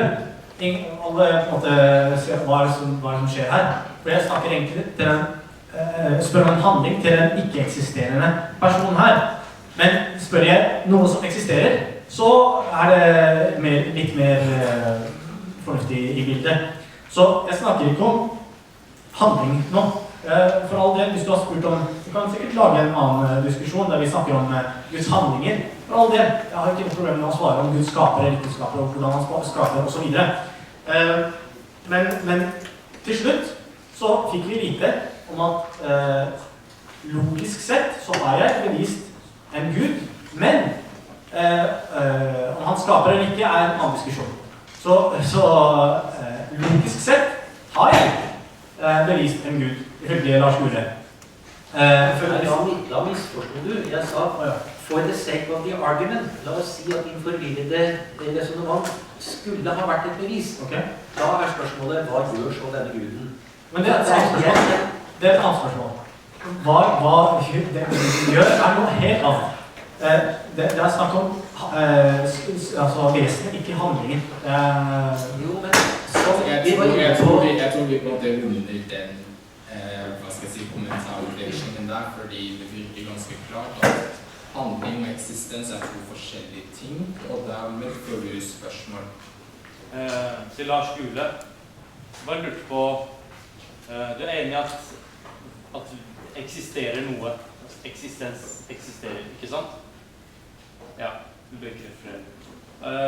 Og du enig i at kosmos, altså om du ser på det som et multiunivers, eller hva du måtte se på, altså at det på en måte en grense. Hvis det et univers, og det universet vi i, og det kun det som hvis det det du mener, eller om du mener at det et univers, ekstra univers, eller 10 000 millioner univers, eller hva du mener nå, så det på en måte bare en utvidelse av denne begrensede eksistensen da. For det jo på en måte alltid noe ekstra, men det også begrenset. Hva tror du eller mener du på en måte utenfor det begrensede? spørsmål. Så igjen, dette hører med til den moderne kosmologiens fantastisk fascinerende og ganske umulige spørsmål. For mange år siden så leste jeg en tegneserie. Og den hadde den interessante oppgaven at en person skulle fly til universets grense og vende tilbake og fortelle hva han hadde sett. Så gjorde han det. Og det interessante da var, hvordan definerte man universets grense? Romskipet kom til et sted hvor det ikke var noe mer rom å fly i. Så hvis for å på en måte tolke hva han nettopp sa, jeg blir også litt sånn her, men så det du sier her på en måte at grensen for universet ubegripelig. Så vi kan ikke Det var poenget. Vi kan ikke oppfatte grenser der vi slutter til at det ikke er noe Nei, vi kan matematisk modellere. Men det betyr ikke at jeg med hverdagslige begreper kan sitte her, for jeg er ikke astrofysiker eller kosmolog, sitte her og si at ja, men det er så enkelt som det. Så enkelt er det virkelig ikke. Altså, dette er jo bare, altså, hvis man ikke klarer å forholde seg til den moderne vitenskapens, jeg hadde sagt, mysteriet, kompleksitet, og så sier man, da kan vi like gjerne erstatte det med Gud. Vel bekomme, jeg gjør ikke det, og jeg erkjenner at min kunnskap, og kanskje til og med min mulighet, for det er ikke hvem som helst som blir topp astrofysiker og kosmolog, så kanskje er det også mitt intellekt som har den begrensningen at jeg ikke skjønner, og jeg kan i hvert fall ikke forklare hva det vil si at universet er ubegrenset og likevel begrenset. Da må du snakke med Einstein, da må du lese relativitetsteorien, så får du snakke med de moderne kosmologene og undersøke hva dette betyr. Men å si at da kan vi like gjerne tro på Gud, er et veldig dårlig svar hvis du møter en type utfordring og problem når du forholder deg til nettopp den fysiske, empiriske realitet som kosmos er. Altså bare for å ta et sånt banalt eksempel. Hvor mange dimensjoner har vi? I det vanlige opererer vi med 4 dimensjoner. Rommets 3 dimensjoner pluss tid. Skal du lage modeller av det moderne kosmos? Hvor mange dimensjoner må man operere med da?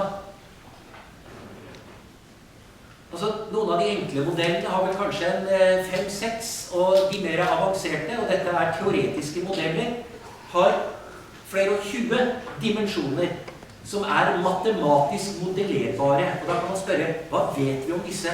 Kan vi erfare dem? Enormt vanskelig, men det lar seg matematisk modellere. Og i den forstand kan disse dimensjonene være virkelige.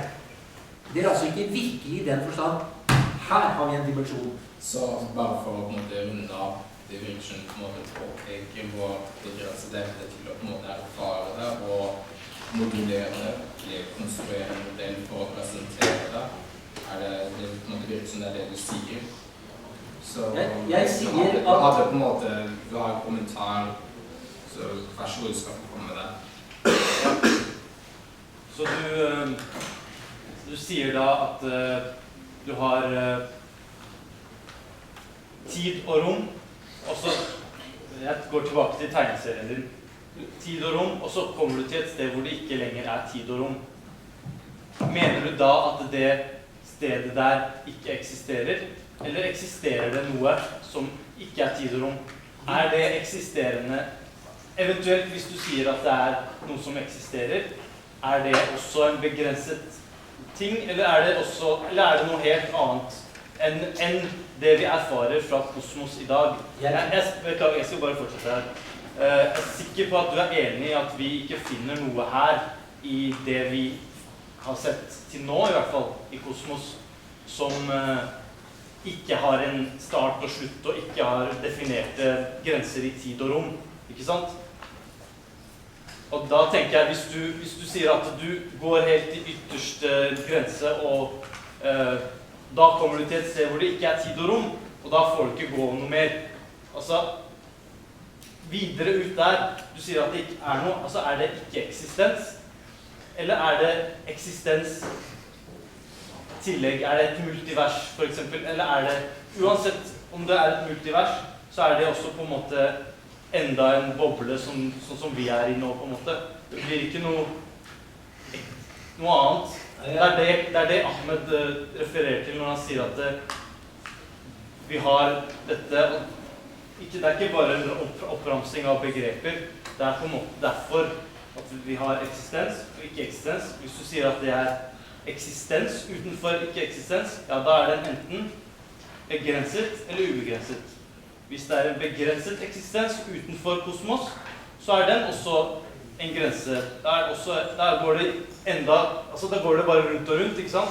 Men hvis det, da gjentar det spørsmålet seg ved neste grense. Er det en grense der i tillegg? Og hva er utenfor den grensen? Og går du enda større, ikke sant? Da kommer du til det Ahmed mener, at det må være fullkommen eksistens. Det er det, jeg vet ikke om du skjønte koblingen. Ja, jo, fordi vi har en forestilling om grenser, men hvis universet er grenseløst, fordi at det som skulle være utenfor universet, eksisterer ikke. Eksistensen oppstår med universet. Og det som da er interessant, det er, har dette en årsak som ligger utenfor seg selv?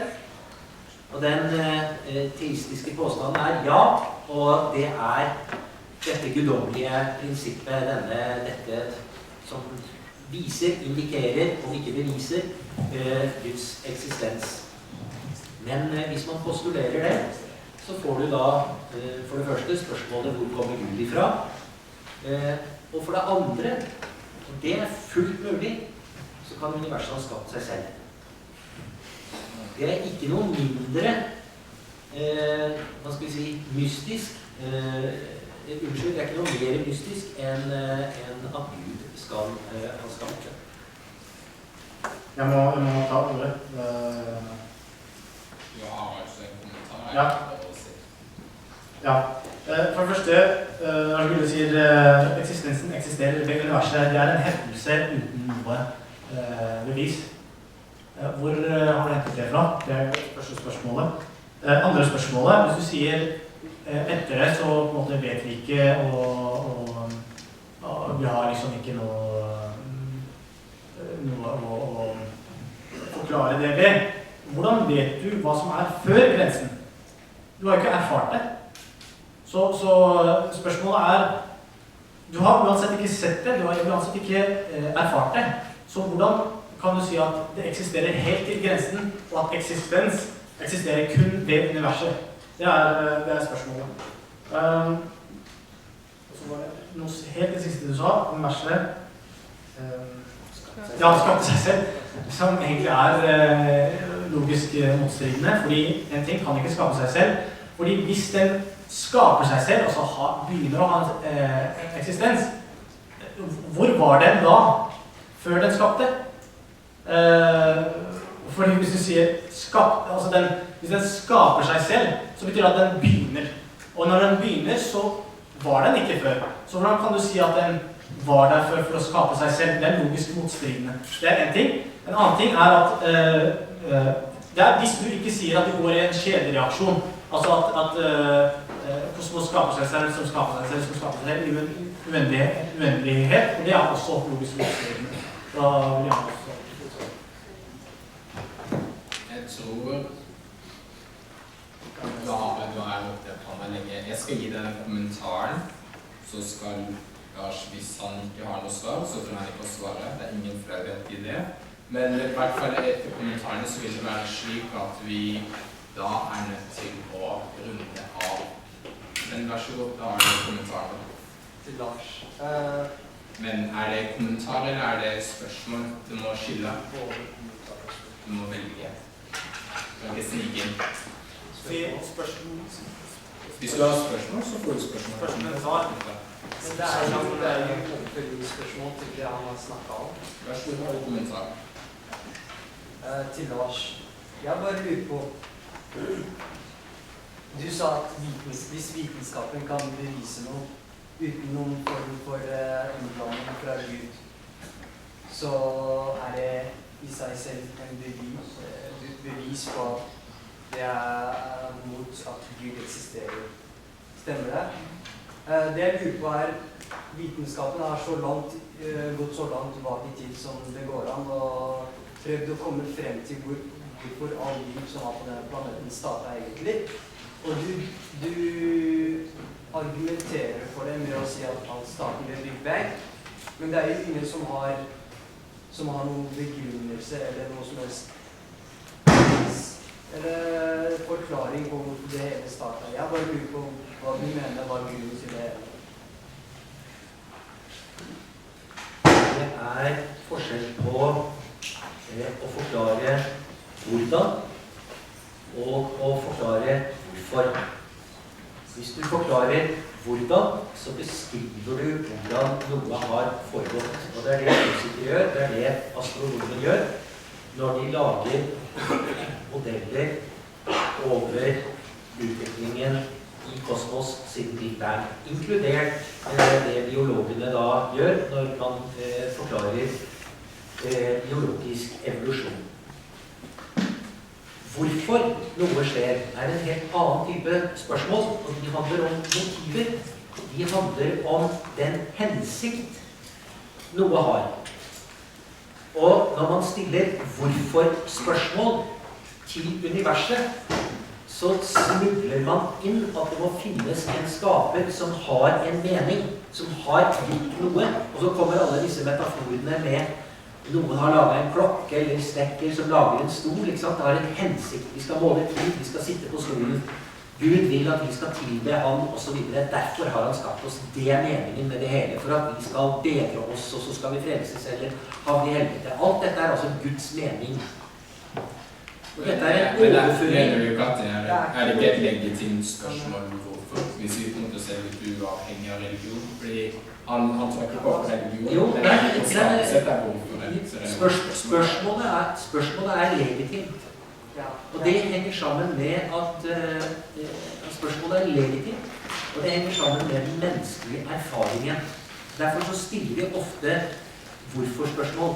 Men i noen sammenhenger så det spørsmålet meningsløst.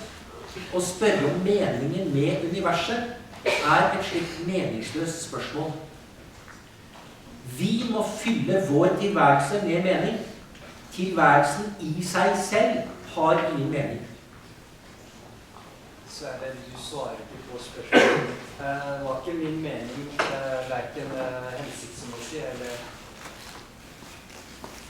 å implementere at vi må ha mening med alt. Men spørsmålet det en teori. Det som heter Big Bang en teori. Det en teori. Ja. En teori som forklarer ikke hvorfor, men hvordan. Ja, men du ser jo på det som en sannhet til all liv som på dette planeten. Jeg ser på kosmologiske teorier om Big Bang som en plausibel forklaring. Den forklaringen på hvordan noe har skjedd, som har best grunnlag gjennom de empiriske bevisene. Altså vi kan måle universets ekspansjon, vi har avanserte teorier om i kvantefysikk osv.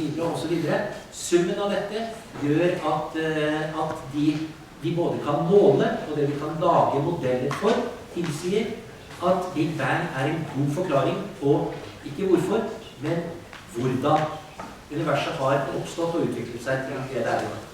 Jeg må slippe til noen andre. Det noen som ikke har spurt spørsmål i det hele tatt. Vær så god. Jeg har egentlig noen påfølgende spørsmål. Det gjelder egentlig... Jeg har noen rettighet. Ja, det blir, altså det på en måte sånn at vi henger litt med. Jeg tror, hvis vi bare tar det elementære, mener du at det ikke finnes bevis utover det som finnes i normativ? Det meg du snakker om? Nei, nå tar jeg spørsmål til Lars. Så mener man at man ikke har noen bevis, altså rasjonelle bevis, utenfor det man finner i normativ. Det det ene.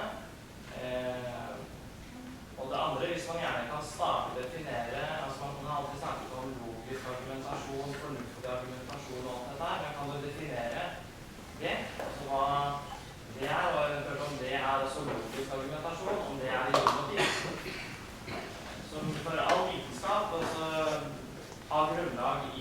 forklare hva som er romotiv. Men logisk argumentasjon er jo hvorfor vi er det. Altså hvis ikke man klarer, og det slik man til tider oppfatter, så kan man jo ikke bevise fornuft. Altså i romotiv. Og da lurer jeg på, for da blir nesten hele argumentasjonen som vi har nå, det blir meningsløst hvis ikke vi klarer å lene oss på andre bevis som også er utenfor romotiv. Er du ikke enig? Ja og nei. Jeg gjør det ikke så enkelt som at alt skal ned til en enkel fysikalistisk virkelighetsforståelse. Matematikk og logikk modellerer ting som ikke er begrenset av rom og tid. Så i den forstand så snakker vi om mer enn en enkel naturalistisk virkelighetsoppfatning. Men hvis jeg bare får lov å avslutte der, altså sa du nå at matematikk er utenfor romotiv. Det er jo også, hvis man gjør det elementært, altså all vitenskap er jo logisk i romotiv. Altså hvis man gjør det enkelt nå, det jeg tenker på nå er det metafysiske. Det som filosofen er enig om at det er utenfor romotiv. Ja, og matematikken er utenfor romotiv. For å kunne undersøkes. Ja, altså, matematikk og logikk hører så å si med til metafysikken. Det som ikke er begrenset, ikke er bundet av empiriske observasjoner og erfaringer.